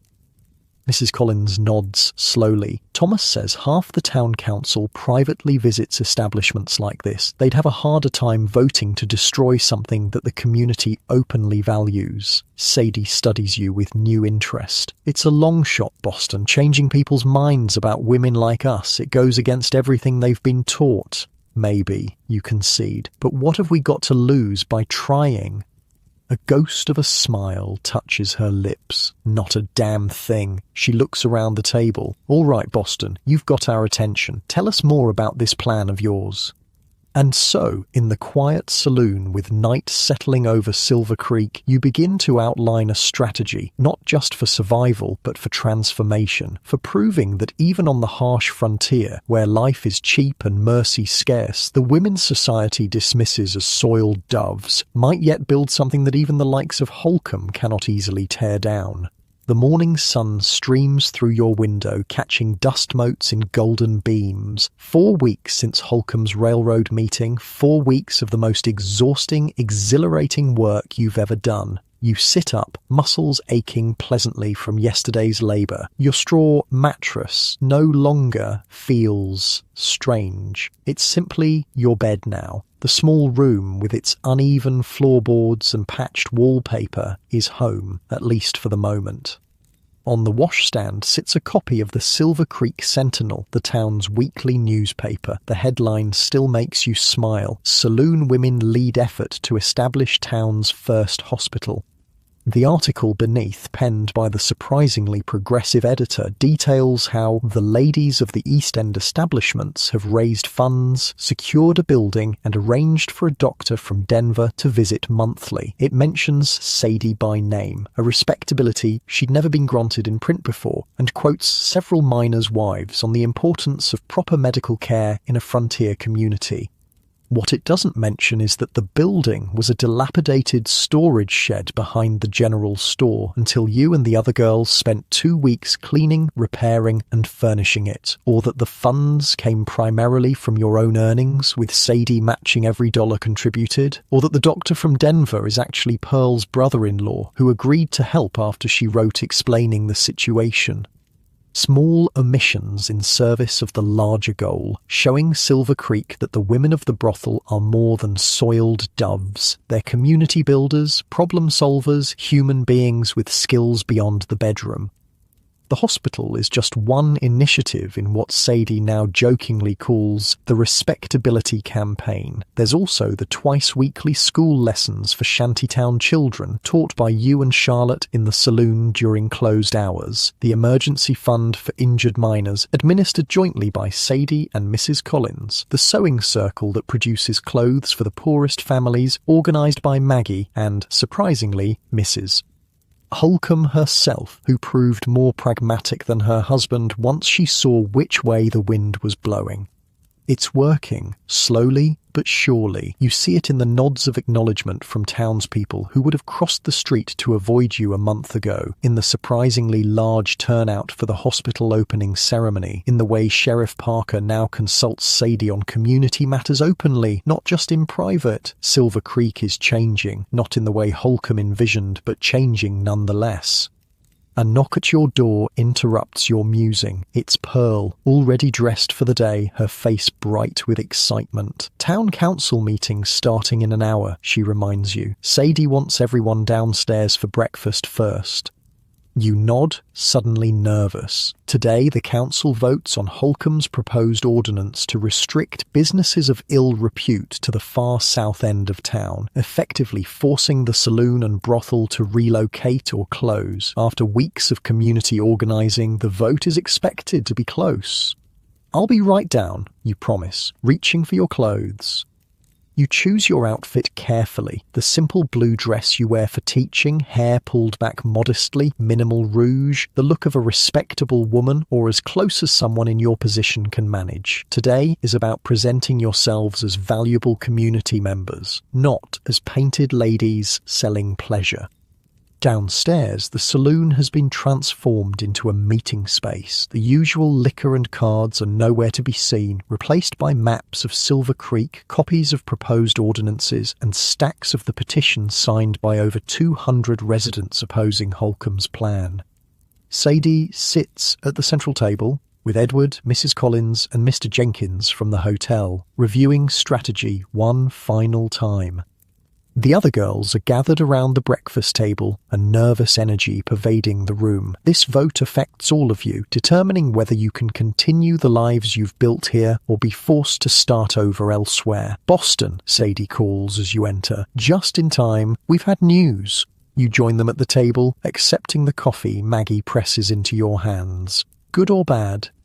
Bit of both, Edward says, sliding a paper toward you. Holcomb's revised his proposal, no longer pushing to relocate all establishments immediately, but instead imposing new regulations and fees. You scan the document quickly. The new ordinance would require monthly health inspections at the establishment's expense, restricted operating hours, and licensing fees 3 times the current rate. Not an outright ban, but a financial stranglehold that would accomplish the same goal more slowly. He's trying to appear reasonable while still putting us out of business, Sadie explains. Harder to argue against public health measures than outright banishment. But we've prepared for this, Mrs. Collins reminds her. The petition, the economic impact statement. Thomas says at least 3 council members are wavering. Edward nods. And the hospital has changed some minds. It's harder to paint you all as a menace to public health when you're providing the only medical care in town.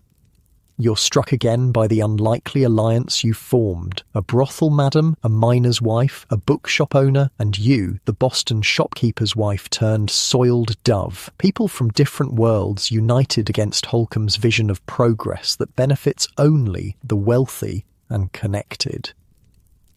What about Mayor Wilson, you ask, remembering the quiet, pragmatic man who's shown surprising resistance to Holcomb's plans.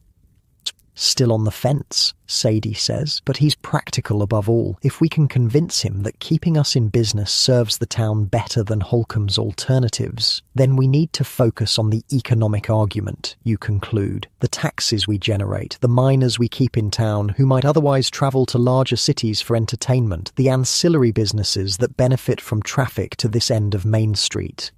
Edward smiles at your analysis.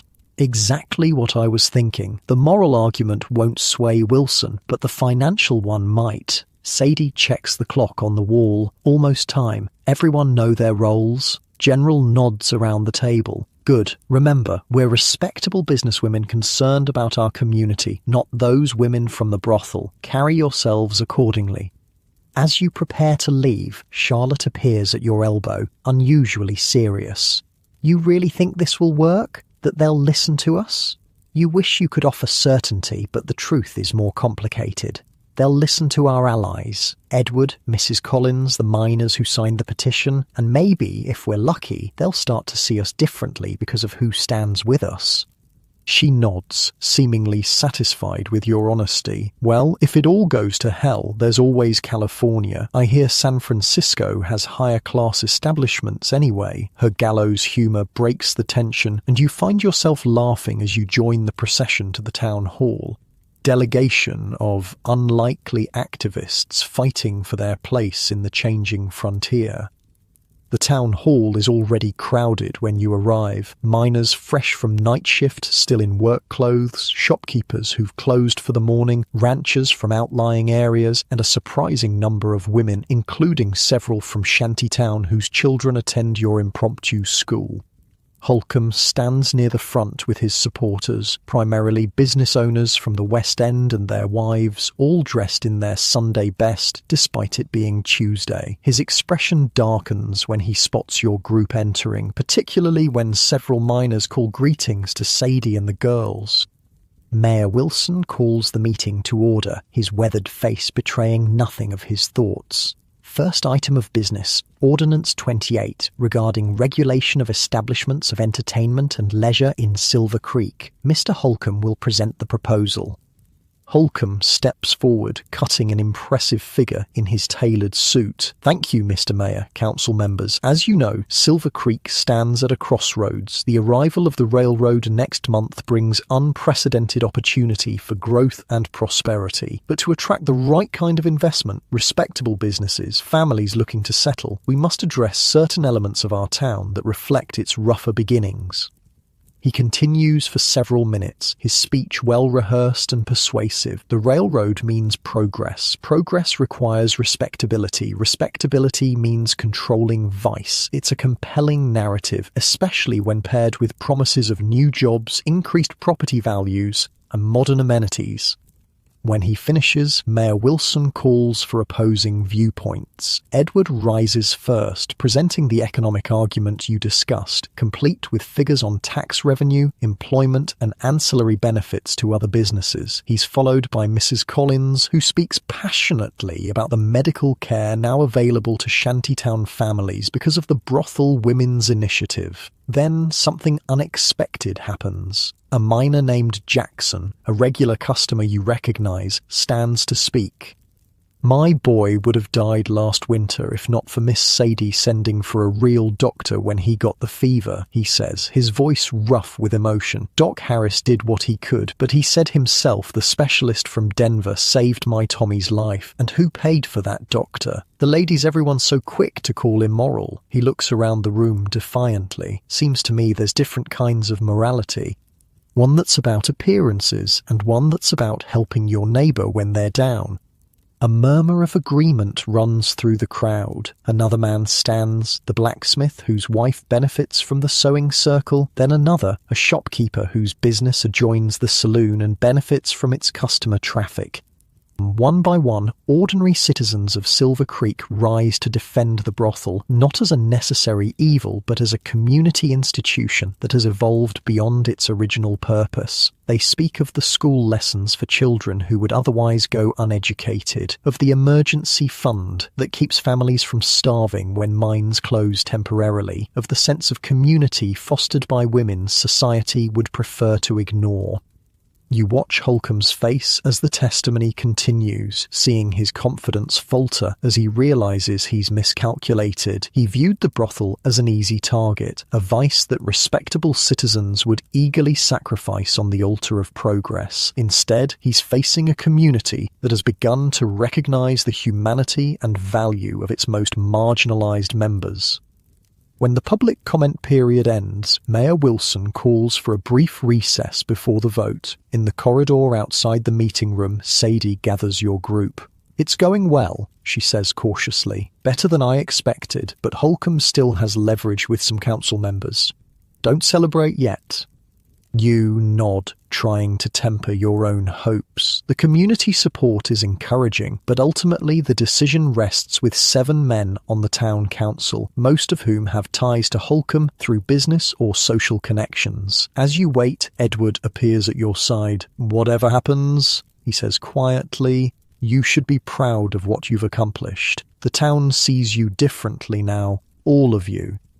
That was always the real goal, you admit. Not just saving the brothel, but changing how people view women like us, showing that we're human beings with value beyond what men pay for. He studies your face. "You've changed too, you know. When I first met you, you were focused only on surviving, on escaping. Now you're building something." His observation strikes a chord. You have changed in ways you're only beginning to recognize. The desperate woman who arrived in Silver Creek with nothing but shame and determination has become something else. A teacher, an organizer, a voice for those society would prefer to silence. "Martha," Edward begins, then hesitates. "Eleanor." The use of your real name, which you shared with him during one of your quiet reading sessions, sends a jolt through you. "When this is over, whatever the outcome, I'd like to talk about the future, your future." Before you can respond, the bell rings, signaling the council's return. You rejoin the others, Edward's words echoing in your mind. The future, something you've avoided thinking about beyond the immediate goal of survival. Back in the meeting room, Mayor Wilson calls for the vote on Ordinance 28. The tension is palpable as each council member states their position.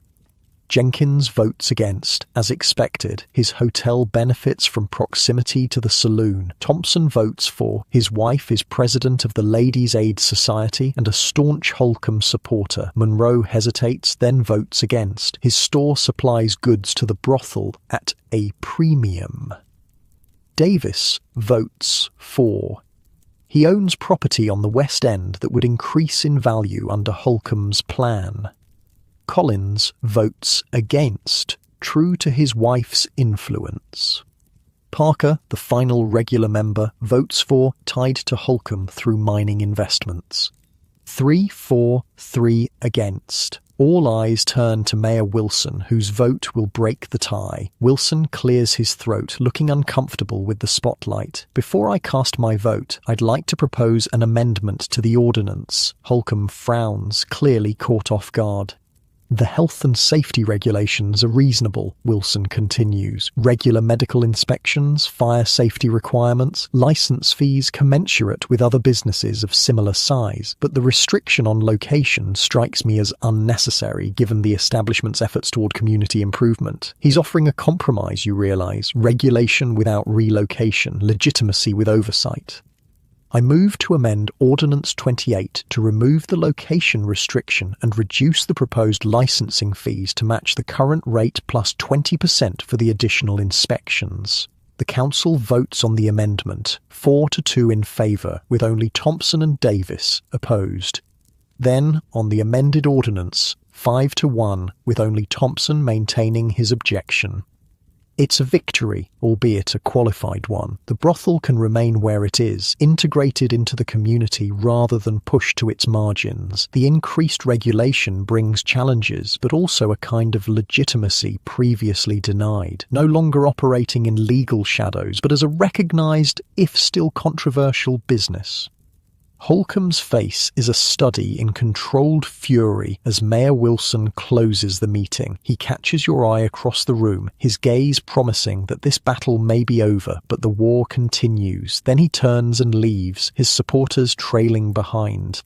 The celebration begins immediately. Handshakes, congratulations, plans for the future. Sadie accepts it all with dignified gratitude, every inch the respectable businesswoman she's fought to be recognized as. The other girls are less restrained, their relief palpable after weeks of uncertainty. You find yourself surrounded by well-wishers, Mrs. Collins, the miners and their wives, even Sheriff Parker, who offers a gruff, "well done," before returning to his duties. In the midst of it all, you catch sight of a small figure at the back of the room. Becky, the little girl from Shantytown watching with wide eyes as history unfolds.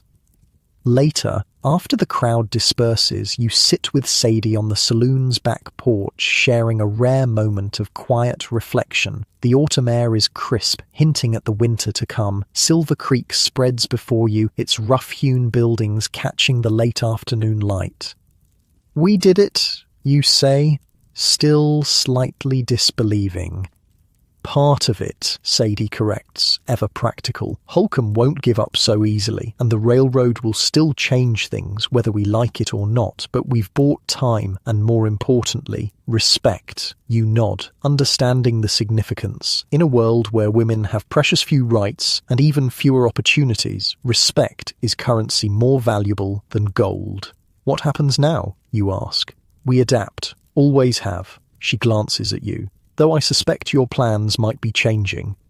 You think of Edward, of his mention of the future, of the teaching you've begun to enjoy, the sense of purpose you've found beyond mere survival. "Maybe, I don't know yet." "You should talk to him," Sadie says, surprisingly gentle. "Hayes is a good man, respects you, sees you as more than just a whore," you supply when she trails off. She snorts. "I was going to say a pretty face, but yes, that too." Her expression grows serious. "Men like that are rare, Boston, especially out here."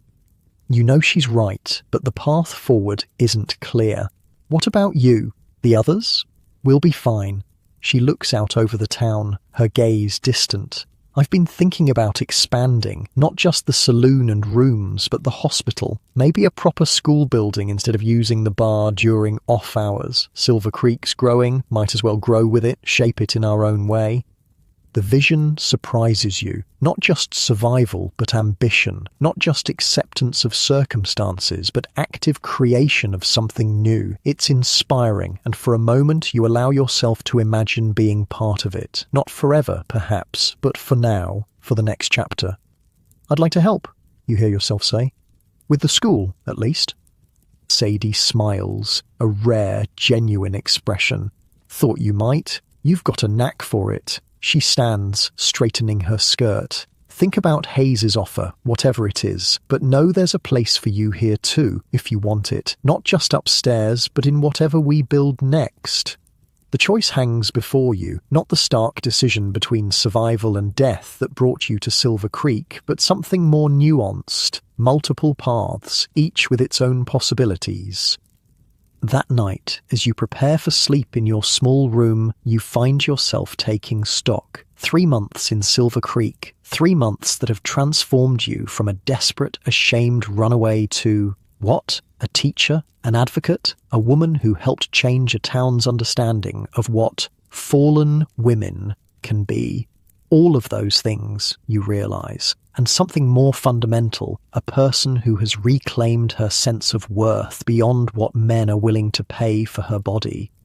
You still go upstairs with customers, that reality hasn't changed, but fewer now as your teaching duties expand, and with a different understanding of what the transaction means. Not a fall from grace, but a practical exchange in a world where women's options are painfully limited. Not something to be proud of, perhaps, but not something that defines your entire worth either. Outside your window, Silver Creek settles into evening rhythms, lamps lit in windows, the murmur of conversation from the saloon below, the distant whistle of a train miles away, but drawing closer with each passing day. Change is coming, as it always does on the frontier. But for the first time since you arrived, you face that change not with fear, but with a cautious hope. You think of Edward, of his gentle respect and shared love of books, of Sadie's ambitious plans for the brothel's evolution, of Pearl's children in Denver who might someday reunite with their mother in a town that sees her as more than her profession. No perfect choices, no fairy tale endings, just human beings doing their best to build something meaningful in a harsh and unforgiving land, finding connection and purpose where society said none should exist, rewriting the rules of what women, even soiled doves, can be in the Wild West. As sleep begins to claim you, you realize that the story of the brothel that built Silver Creek is still being written, and against all odds, you've become not just a character in that story, but one of its authors. Your last thought before drifting off is not of Boston or the life you left behind, but of tomorrow, of lessons to plan, of Edward's promised conversation, of Sadie's vision for the future, of all the unexpected ways that women dismissed as merchandise have shaped this frontier town, and will continue to shape it long after the likes of Holcomb have been forgotten. In your cozy bed, far from where you began but exactly where you need to be right now, you finally understand what Sadie meant all those weeks ago about the difference between surviving and thriving, and as sleep gently takes you, you know which one you've chosen.